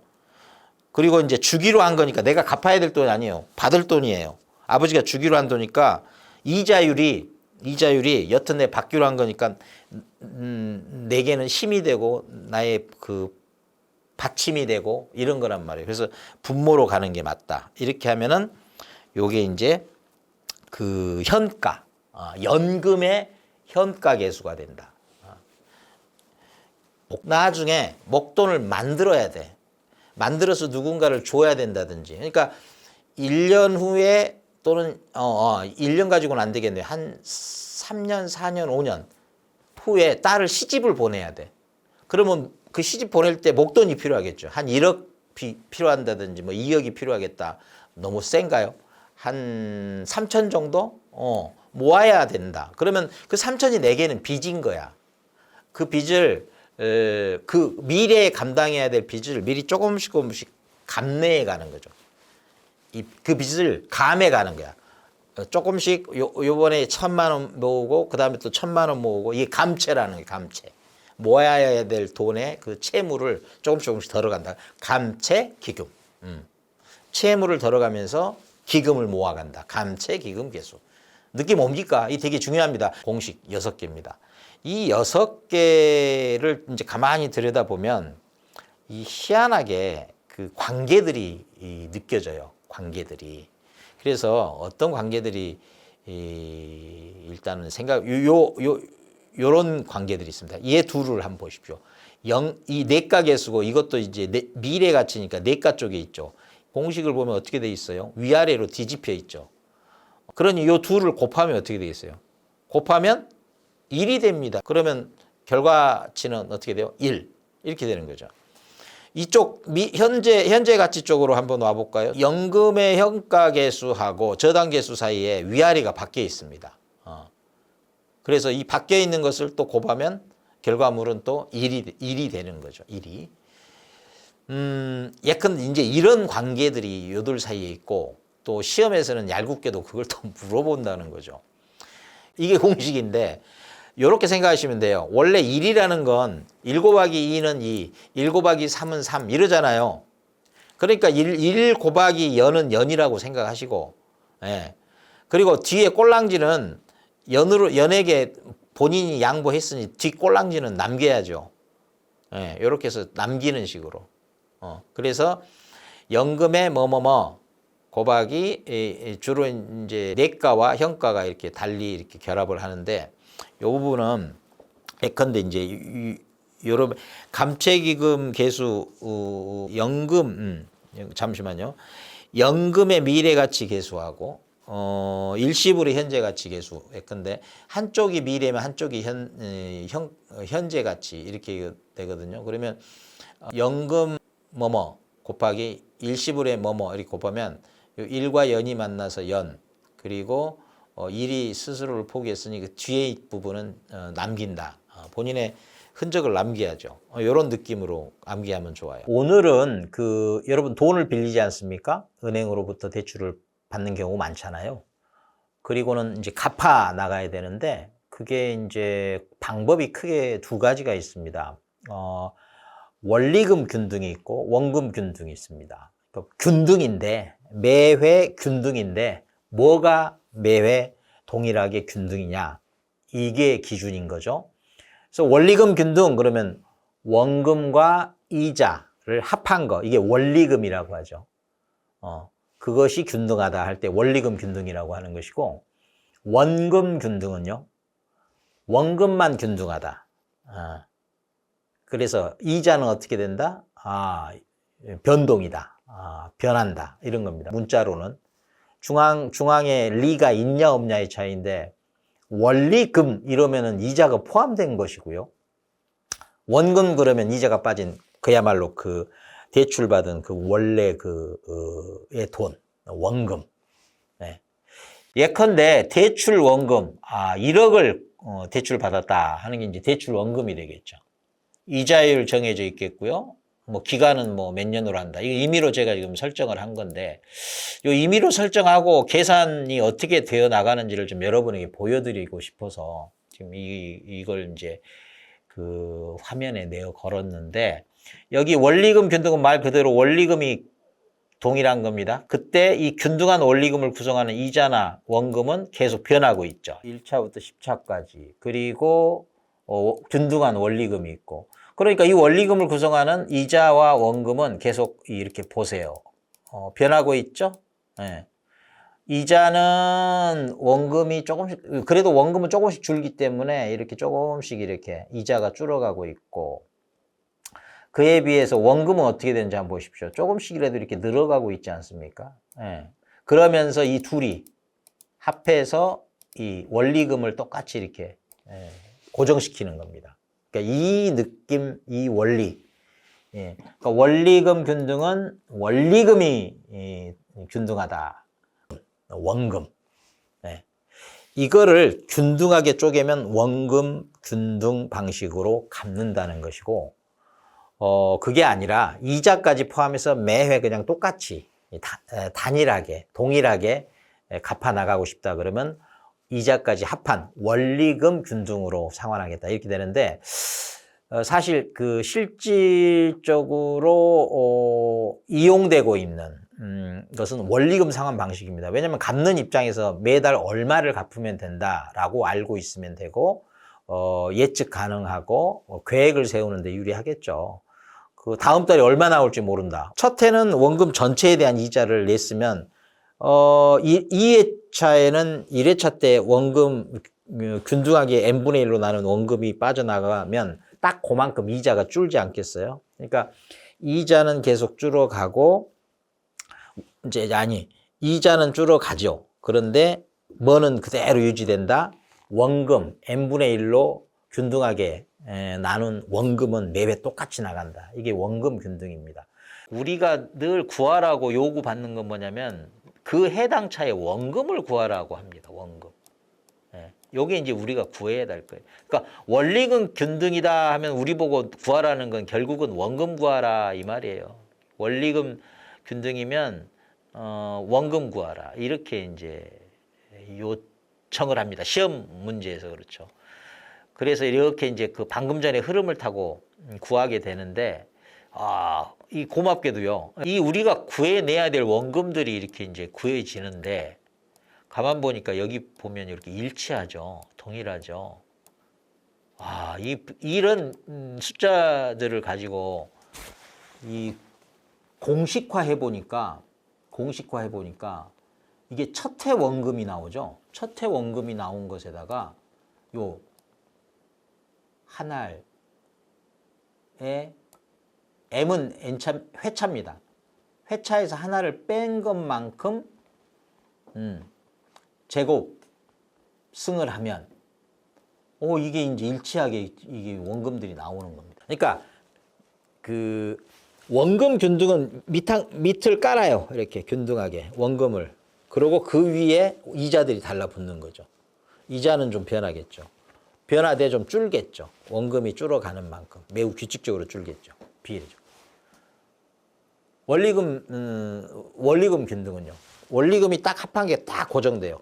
그 안에서 이자는 줄고 원금은 늘고 그러면서 이 둘의 합해서 동일한 균등한 원리금을 유지하고 이 느낌, 이 이미지 알겠습니까?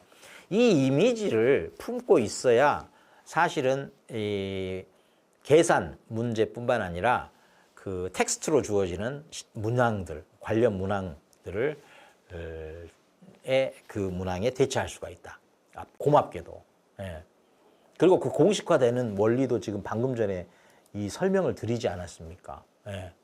그러니까 마음 편하게 그냥 공식을 외우면 그 어거지 공식이 아니고 그럴 만한 이유가 충분히 필요 충분하게 있어서 공식화한 거다. 요거를 이 흐름, 그러니까 원리금 균등, 원금 균등 이러는 순간 여러분이 딱 떠올리는 이미지 그게 중요하다.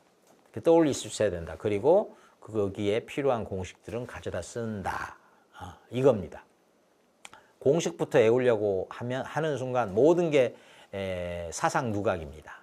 다 흐트러져 버리고 날아가고 하는 거니까 조심하셔야 되고 여러분 이 관련 문항 시험 기출문제를 가지고 제가 직접 계산기를 들고 한번 시연을 할 텐데 여러분 그러기 전에 여러분 머릿속에 원리금 균등 하면 떠오르는 것, 원금 균등 하면 떠오르는 것 이런 게 있어야 된다는 거죠.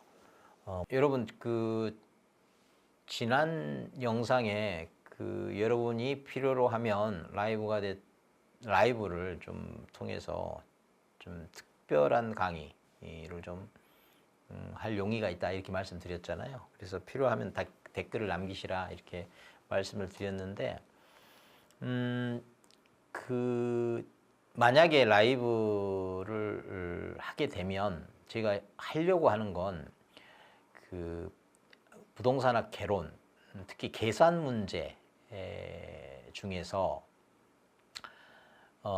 시험에 안 나오기 힘든 그런 문제를 가장 빠른 속도로 정확하게 푸는 방법 이거를 좀 함께 공유하고 싶다 그런 생각을 갖고 있습니다.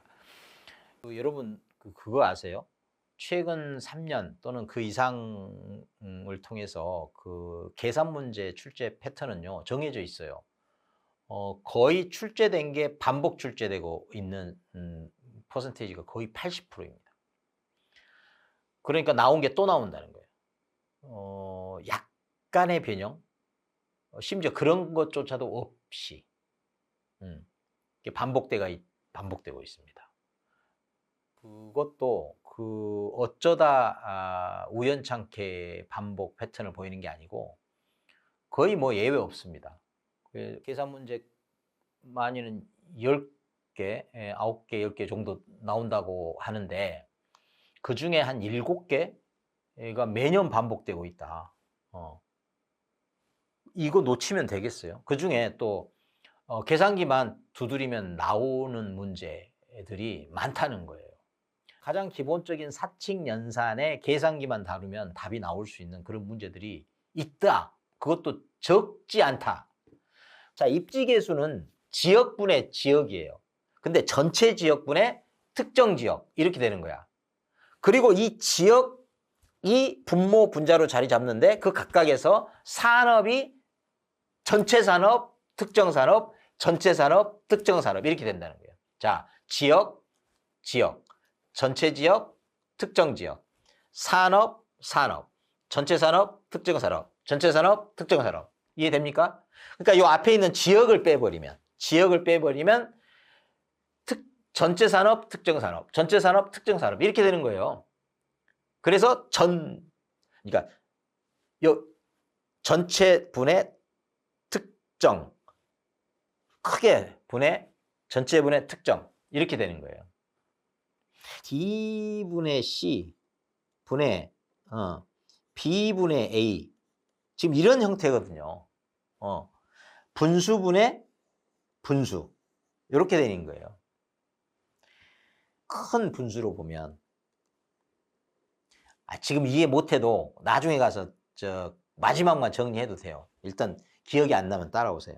이거 진짜 시간 걸리거나 실수 때문에 분수를 다루는 거니까 두려워하잖아요. 그리고 자꾸 계산기하고는 이 분수가 안 맞아. 그래서 계산기에 최적화시키면 위에서부터 주르륵 눌러버리는 거예요. 지금 요거 정도 말씀드리는 건 계산 문제 의외로 여러분에게 큰 복덩어리가 될 수가 있다. 여러분, 계산 문제 하지 말라는 막연한 얘기를 드리는 게 아니야. 지금 느끼잖아요. 예. 그래서 요 점을 자, 여러분 분수에 대해서 지금까지 몰랐더라도 지금 제가 분수분의 분수를 어떻게 다루는지 어떻게 이해해야 되는지 말씀드렸잖아. 분수분의 분수도 밑에 있는 분수, 위에 있는 분수 이렇게 되는 게 밑분수, 윗분수, 그러니까 밑분수분의 윗분수인 거야. 그러면 이 B분의 A는 A 나누기 B예요. 이거 알잖아요. 분수분의 분수는 저 위에 분자부터 시작해서 누르고 나누고 곱하라는 거예요. 그러면 값이 나온다. 여러분 들어보셨어요? 학개론 계산 문제 만점 맞는 사람들 있다고. 그것도 적지 않이 많다고. 왜 그럴까요? 다 이유가 있어요. 이유가. 아예 포기해버리고 어쩌다 한 번씩 풀어보는 사람하고 이거 해보면 해볼만 하겠는데 하고 계속 풀어요. 풀다 보니까 너무 익숙해가지고 이 딱 보는 순간 이거 어떻게 풀어 하고 줄줄줄 누르기 시작하는 거야. 만점 충분히 나오죠. 많은 풀이 방법을 제가 지금까지 나온 기출문제에서 정리할 수 있는 패턴은 거의 지금 최선의 솔루션을 찾아 놓았고 그 솔루션만 여러분과 공유하면 될 것 같아요. 어때요? 좀 기대감이 생깁니까? 생기면 댓글 달아주세요. 그러기 전에 좋아요, 구독 요거는 그 코치와 시험 볼 선수와의 기본적인 예의가 아니겠어요? 지금 이 계산기 누르는 거 특전 이거 누르는데 몇 초 걸릴까요? 많이 걸려서 5초 연습하면 더 짧아질 수도 있겠죠. 5초에 5개 한 30초 내에 풀린다니까요. 이런 문제를 놓쳐서 되겠습니까? 요 사전에 드릴 시간을 충분히 드리면 자, 이제 특전. 이것만 머릿속에 간직하고 계산기를 누르면 되는 거예요. 계산기 누르는데 얼마나 걸린다? 30초도 안 걸린다. 네, 반갑습니다. 헬파고입니다. 여러분 학개론, 그러니까 부동산학개론 그 정책론 쪽에 가면 그 조세가 그 수요자 공급자에게 미치는 영향, 그러니까 주로 이제 임대인, 임차인 사이에서 그 조세를 경험하는 것과 관련된 이론적인 소개가 있지 않습니까? 그리고 그것이 뒤로 넘어가면 사회적 후생, 손실이라는 어떤 그 개념하고 이어지거든요. 요게 이제 각 그 부분이 나타날 때 설명을 듣지만 이게 하나로 엮어지질 않는단 말이에요. 그래서 자꾸 시험에 나오면 그 앞뒤가 헷갈려서 그걸 일관되게 머릿속에 가지고 있기가 어렵습니다. 그런데 시험에는 꼭 그걸 공략을 한단 말이에요. 그래서 여러분 지금 시험이 얼마 안 남아서 드리는 이 원포인트 팁입니다. 여러분 사회적 후생이라는 거 맨날 볼 때마다 낯설죠. 그거 다른 거 아닙니다. 이 개인들이 어떤 균형 가격이 형성이 되면 뭐 조세가 이제 영향을 주기 전입니다.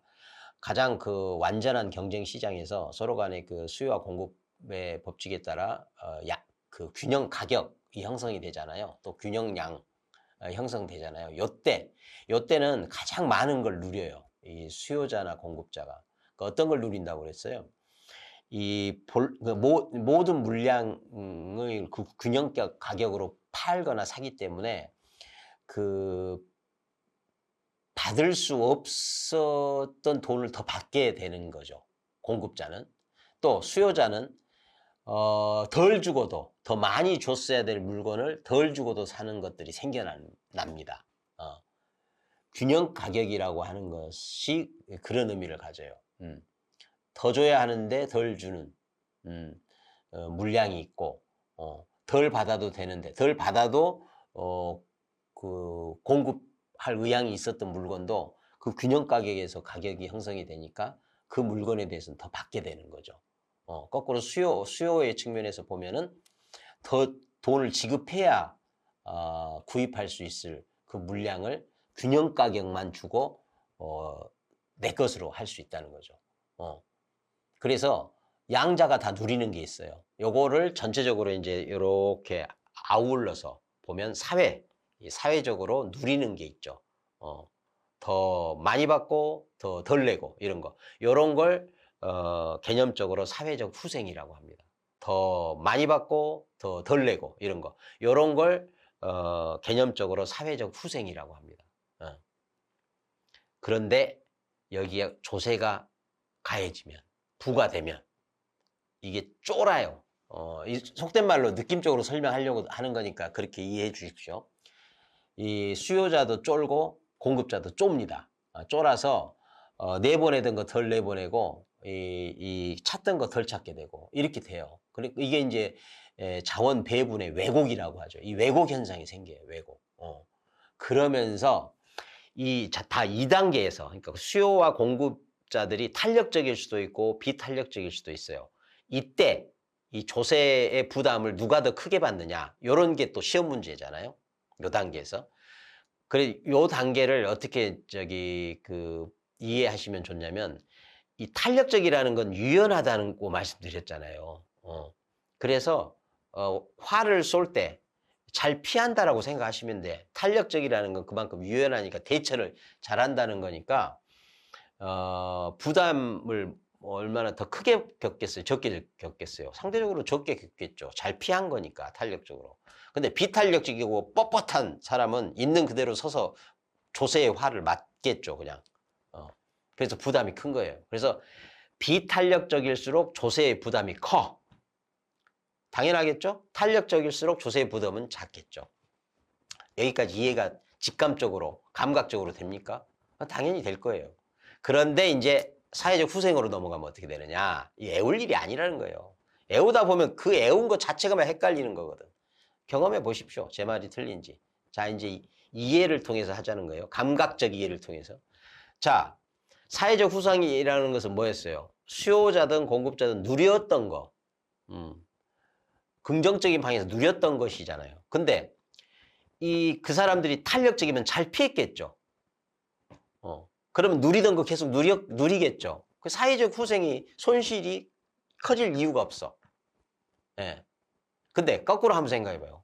수요자가 됐건 공급자가 됐건 비탄력적이에요. 그러면 과세의 화를 쏘는 대로 다 맞겠죠. 맞아서 피 흘리겠죠. 그럼 어떻게 돼요? 전체적으로 볼 때 출혈이 심하죠. 그 사회적 후생의 손실이 커졌다는 거죠. 잃는 게 많아졌다는 거예요. 전체로 보면. 사실 사회적 후생까지 가기 전에면 수요와 공급 중에 어느 쪽이 더 부담이 커지냐 그러면 비탄력적인 쪽이 부담이 커지는 거죠. 당연히 직감적으로 이해가 되지 않습니까? 애울 일 아니라니까요. 절대. 애우지 마! 애우지 마! 세요. 예. 그런데 또 이런 것도 오해하시더라. 애우지 마! 그러니까 그러면 시험을 어떻게 봐요? 그런데 애우는 거는 제가 말씀드렸잖아요. 이해하고 나면 결과로 주어진다고. 그리고 그 결과로 주어지는 것은 특별한 암기의 노력이 별도로 없이도 얼마든지 자연스럽게 내 마음에 안착을 한다. 그 말씀드린 적이 있어요. 자, 그래서 시험 보기 직전에는 뭐 맥락을 잠깐 까먹고 그냥 그 어쩔 수 없이 결과로 외워진 거 가지고 거의 감각적으로 본능적으로 그 문항을 고른다 하더라도 적어도 지금도 그렇습니다. 지금 이 시점이 지금 시험을 한 2달 앞두고 있는데 요때까지만 해도 그러니까 시험 직전 일주일 그때는 몽롱하게 본능적으로 가도 그 힘에 의해서 시험에서 좋은 긍정적인 효과를 발휘할 수 있지만 그전에는 정신 차리고 있어야 됩니다. 다른 잔잔히 컨텐츠에서도 말씀드렸지만 끝까지 정신은 차려야 됩니다. 예. 너무나 당연한 겁니다. 당연히 직감적으로 이해가 되지 않습니까? 애울 일 아니라니까요, 절대. 여러분 지금 화면에 보시면 사실 그 투자론이나 이런 데 들어가면 공식들 현란하죠. 어지럽죠. 부담스럽죠. 예. 그 마음 저야 압니다. 예. 그런데 여러분 가장 쉬운 것부터 정확하게 하는 게 중요합니다. 여기 화면에 보시면 여러분 보이시나요? 지표명 해가지고 좌측에 노랗게 색도 처리된 게 이제 대부 비율이 있고 부채 비율이 있잖아요. 늘 헷갈리죠. 그게 그거 같으니까. 예. 그래서 지금 다른 것들은 다른 컨텐츠를 통해서 종합적으로 투자론으로 해서 이제 여러분에게 소개를 해드리려고 하는데 그러기 전에 또는 시험에 가서 실제로 헷갈림이 없어야 될 그래야 다른 것까지 헷갈림이 없을 그 중요한 원포인트 하나를 팁을 드리고자 합니다. 여러분 대부 비율하고 부채 비율 늘 헷갈리잖아요. 이거 어떻게 하면 좋겠어요? 네? 이렇게 하면 어떨까요? 자, 일단은 한번 볼게요. 대부 비율. 대부 비율. 그리고 부채 비율이 있습니다. 이게 어떻게 다릅니까? 네. 결론부터 말씀드리면 대부 비율은요. 대부 비율은 전체 예컨대 집을 한 채 샀다. 또는 상가 건물을 하나 샀다. 했을 때, 예. 그럴 때 전체 들어간, 전체 부동산의 가치라고 할까? 또는 투자액이라고 할까? 전체입니다, 전체. 그 중에 빌린 돈, 대부액, 여기 그래서 대부 비율이에요. 대부액 또는 융자액. 이렇게 되는 거예요. 요게 이제 타인 자본이라고 해서 남의 돈이. 분모에는 내 거, 남의 거 다 들어가 있죠. 하여튼 남의 돈 끌어왔더라도 그 돈까지 해서 1억을 주고 샀다면 이제 그게 요 분모로 가는 거고 그 중에 남의 돈 끌어온 거 타인 자본 요게 이제 대부 비율. 하여튼 남의 돈 끌어왔더라도 그 돈까지 해서 1억을 주고 샀다면 이제 그게 요 분모로 가는 거고 그 중에 남의 돈 끌어온 거 타인 자본 요게 이제 대부 비율. 대부 비율. 그런데 부채 비율은요. 부채 비율은 이렇게 됩니다. 내 거, 자기 자본, 분의, 그러니까 자기 자본, 자기 거, 분의 타인 자본, 이렇게 돼 있어요. 그러니까 쉽게 말하면 내 것 대비 남의 건 얼마냐. 이게 부채 비율이에요. 대부 비율은요. 이 전체가 얼마인데 그중에 빌려온 끌어다 쓰는 돈이 얼마냐. 이거예요. 일단 차이는 알겠죠. 그런데 그 엄연히 분명한 차이를 갖는 두 가지가 하나는 대부 비율이라고 하고 하나는 부채 비율이라고 한단 말이에요. 이거를 어떻게 헷갈림 없이 그냥 즉각적으로, 직감적으로 내 것으로 만들어 가질 수 있느냐.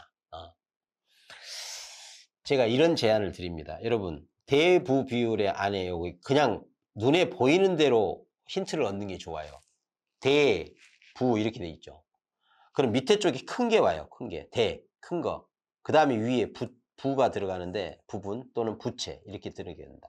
이렇게 생각하시면 좋아. 그러니까 전체 큰 것분의 부채, 남의 돈 끌어온 거. 이렇게 하면 예. 대, 분의 부채 이렇게. 예. 여기를 대로 보는 거죠. 예.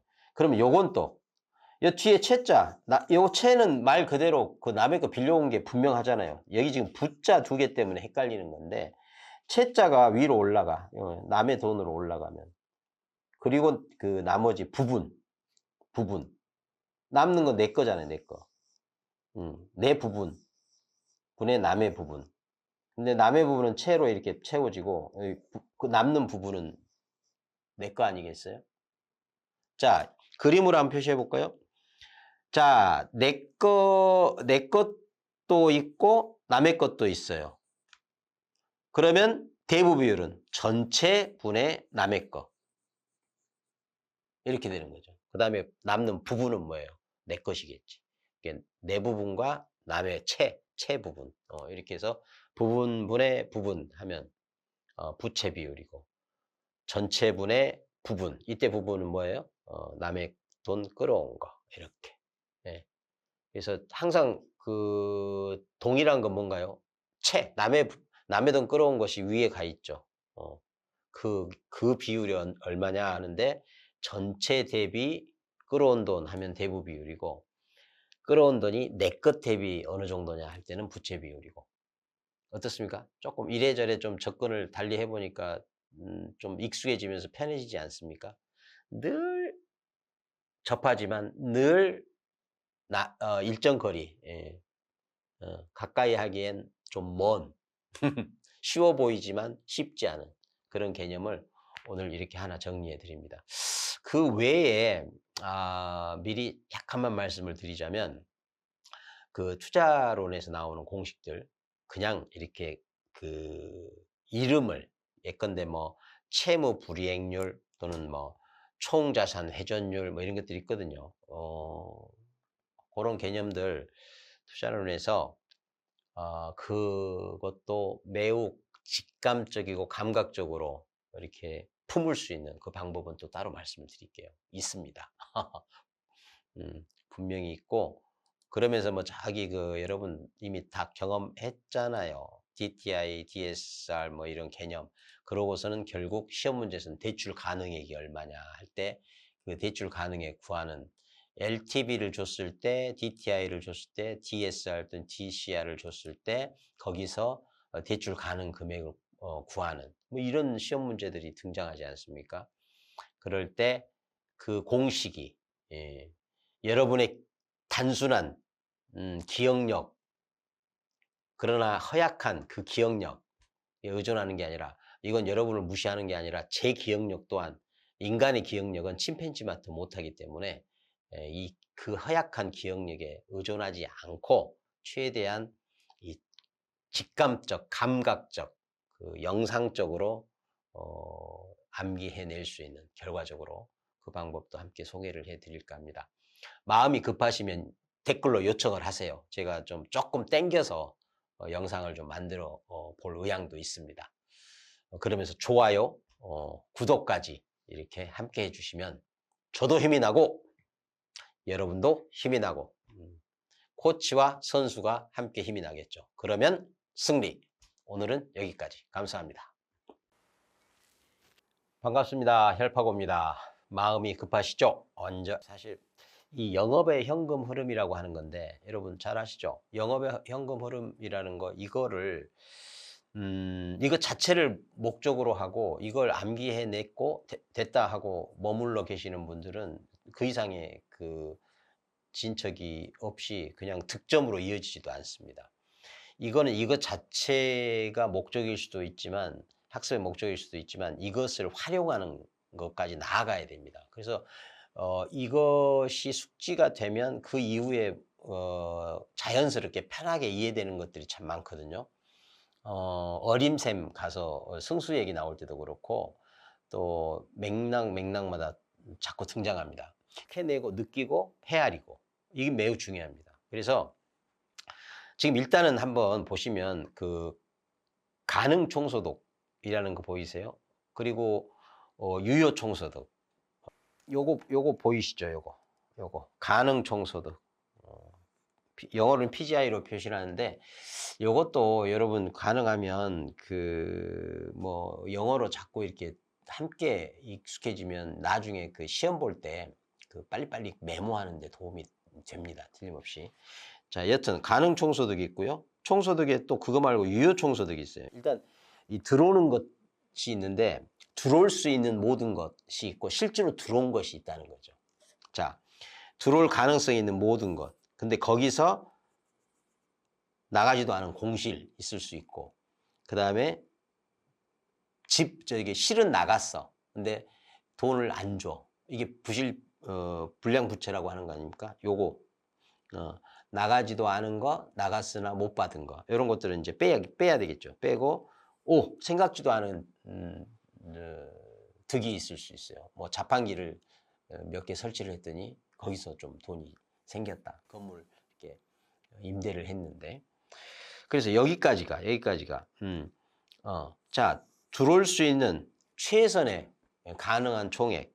근데 펑크 날 수도 있고 생각지도 않았는데 들어올 수도 있는 그런 게 있고 그걸 다 뺄 거 빼고 더하면 실제로 들어온 돈, 유효 총소득 이렇게 되는 거예요.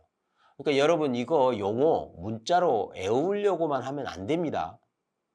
애워지는 건 좋은데 애우려고만 하면 안 돼요. 절대 안 됩니다. 애워지는 건 좋은데 애우려고만 하면 안 돼요. 절대 안 됩니다. 절대 낙이 없는 고생 하지 마시고 그 다음에 그렇게 유효 총소득이 이제 잡히면 이제 들어올 건 다 들어온 거예요. 여기까지. 자, 들어올 건 다 들어왔다. 그러면 이제 나갈 걸 이제 가산 해야 될 것 아니에요? 가산이 아니라 감해야 될 거 아니에요? 자, 나갈 것으로서 경비, 영업 경비. 그러니까 돈을 벌려고 해서 노력해서 소득이 있었어. 들어올 수 있는 모든 가능한 총소득은 가능 총소득. 근데 들어와야 되는데 못 들어온 돈 등등은 빼고 그 다음에 생각지도 않았는데 들어온 돈 이렇게 해서 실제로 들어온 돈 그게 유효 총소득이죠. 그런 다음에 생각해야 되는 건 뭐예요? 이제 나갈 돈을 생각해야 되죠. 나갈 돈. 그래서 영업 경비. 그래서 들어올 돈 다 체크하고 그 다음에 이 들어오게 하기 위해서 지출해야 될 경비들이 있었던 거잖아요. operating expenses 해서 OE라고 표현되는. 그래서 영업 경비 나가고 그러면 뭐가 잡히냐면 영어로는 net이라고 해요. net이라는 표현. 그러니까 나갈 것까지 다 내보낸 다음에 내 손에 쥔 돈 이렇게 순수하게 들어오는 것 그 안에는 나갈 게 꿈틀꿈틀 긁고 있다는 거예요. 섞여서 순수하지 않은 거야. 이거 나갈 거 다 내보내면 순수한 들어온 것만 여기에 잡힌다는 거죠. 내보낼 돈 나간 다음에 잡힌 그 돈 그게 순영업소득이죠. 그래서 이 순자 들어가면 그 느낌으로 딱 받아들이셔야 돼요. 그러니까 나갈 돈은 나갔는데 들어온 중에는 순전히 내목만 있는 게 아니에요. 투자에는 내목만 가지고 하는 경우도 있지만 남의 돈 끌어다가 한 투자일 수 있잖아요. 들어온 돈이긴 하지만 이제 들어왔기 때문에 내 손에 떨어지는 돈이 있고 남의 손으로 건너가야 될 돈이 있는 겁니다. 그래서 남의 손으로 건너가야 될 돈이 뭐예요? 부채 서비스액이지. 돈을 빌려왔으면 이자 원금 지급해야 될 거 아니에요. 그 돈 갖고 벌었으니까. 그래서 순자에는 한편으로는 빠져나간 거, 경비가 빠져나갔다는 점에서 순이지만 이 순 안에는 내 것인 순이 있고 남의 것인 순이 있다. 그러니까 어떻게 보면 순전히 순은 아닌 거야. 네. 아직까지 섞여 있는 게 어떻게 섞여 있어요? 내 돈과 남의 돈. 네. 그래서 남의 돈 나가는 게 부채 서비스액이잖아요. 네. 아직까지 섞여 있는 게 어떻게 섞여 있어요? 내 돈과 남의 돈. 네. 그래서 남의 돈 나가는 게 부채 서비스액이잖아요. 그러고 남의 돈 나가면 어떻게 되겠어요? 내 돈만 남겠지. 내 돈만. 근데 여러분, 내 돈이 그냥 마냥 해피하게 내 돈이 아니에요. 내 돈이 딱 잡히는 순간 거기에 세금이 들어옵니다. 너 얼마 벌었어? 그러면 국가에서 또는 과세관청에서 세금. 너 혼자 번 돈 아니야. 국가의 인프라를 이용해서 번 돈이야. 착각하지 마. 세금 걷어들이는 거죠. 그래서 세전, 그러니까 과세하기 직전에는 딱 뭐가 잡혀요? 내 돈이 잡혀야 돼. 남의 돈에 대놓고 세금 내라고 하지는 않지 않습니까? 그러니까 세금 딱 등장, 세전, 그러니까 세금을 치르기 전이지만 세금이 등장하는 순간 내 손에는 지금 뭐가 주어져 있다? 내 돈만 주어져 있다. 그 말은 무슨 말이에요? 남의 돈은 나갔다는 거예요. 남이 얻은 돈, 이득은 나갔다는 거예요. 그게 부채 서비스액이야. 내 입장에서는 빚이지만 저쪽 나한테 돈 빌려준 사람은 그 사람의 득이겠죠. 그거를 내보내고, 그것까지 내보내고 내 손에 딱 잡힌 거. 진짜 내 거. 여기에는 이제 세금이 달라붙는다는 거야. 그래서 세전하면 그 느낌으로 받아들이셔야 돼. 그러니까 이 흐름을 다 이렇게 읊어봐야 나오는 게 아니라 어느 곳이든 허리를 찌르든 가슴을 찌르든 딱 찌르면 이것은 무엇 다음 또는 무엇 이전이라는 것이 딱 떠올라야 시험을 흔들림 없이 치를 수 있다. 세전하면 세금. 세금은 어디에 붙어요? 진짜 내가 번 돈. 진짜 내가 번 돈은 어떤 돈인데? 남이 번 돈 빼고. 여튼 번 돈이 합해져 있을 때 나갈 돈은 나갔으니까 순자가 붙어 있긴 하나 이게 순이 아닌 거예요. 그러니까 순자 딱 등장하면 순이 아니야. 순인데 순이 아니야. 이 느낌 있잖아요. 복잡한 심정. 뭐 때문에 그래요? 세금 때문에 그렇다. 세금 때문에. 예. 그래서 그러고 나서 이제 세금까지 치르고 나면 세후가 되겠죠. 이것이야말로 진정 내가 누릴 수 있는 내 돈이겠죠. 이것이야말로 진정 내가 누릴 수 있는 내 돈이겠죠. 이런 느낌으로. 여러분, 이 흐름을 그렇게까지 막 그냥 꾸역꾸역 그렇게 애워야 합니까? 그 다 애웠다고 환호를 지르면서 나 공부 다 했다 이래야 됩니까? 대단한 착각입니다. 그리고 그 착각은 저주입니다. 딱 거기까지예요. 거기서 만세 부르고 끝인 겁니다. 득점은 없고 그럴 일이 아닙니다. 이게 생명력 있게 여러분이 득점하는 데까지 이어지려면 또 다른 것을 이해하는 데까지 활용이 되려면 방금 전에 제가 말씀드린 방식으로 하셔야 돼. 시험이 다가왔다, 다 필요 없다. 아니에요. 시험이 다가왔으니까 이 느낌적으로 반응할 수 있는 이런 방식으로 마무리 정리하셔야 됩니다. 그래야 어떤 느낌인지 아시겠어요? 우리는 보통 이거 시험에 나오면 읊어보는 거야. 메모를 해보든지 읊어보든지 시간 다 갑니다. 그리고 정확하지도 않아요. 그리고 필요한 걸 끌어낼 수도 없어. 왜? 형용화되어 있기 때문에. 나의 느낌과 의미 부여가 다 거기 살로 붙어 있는 채로의 것이 아니라 그야말로 건조한 나하고는 아무 관련이 없는 듯한 그런 모습으로 있다는 거예요. 한 문항이든 두 문항이든 더 건집니다. 몰라요. 또 이런 방식으로 하고 나서 또 이것 때문에 얼마나 긍정적인 파급이 클지 누구도 예측할 수 없습니다. 믿고 하라는 대로 해보십시오. 네. 그러면 찍어도 맞는 확률이 높아집니다. 네. 아시겠습니까? 여러분, 들어올 거, 가능한 모든 거, 실제로 들어온 거, 그 중에서 나갈 거 내보냈으나 여전히 내 몫이 있고 남의 몫이 있다. 남의 몫 건네주고 나면 진짜 내 몫. 그 다음에는 누가 등장해요? 세금이. 그리고 세금까지 치르고 나면 세후까지. 이 흐름이 그렇게 복잡합니까? 느낌적으로 흘러가면 되지.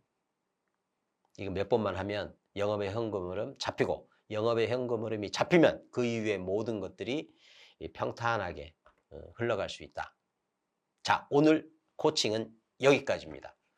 댓글, 구독 꼭 부탁드립니다.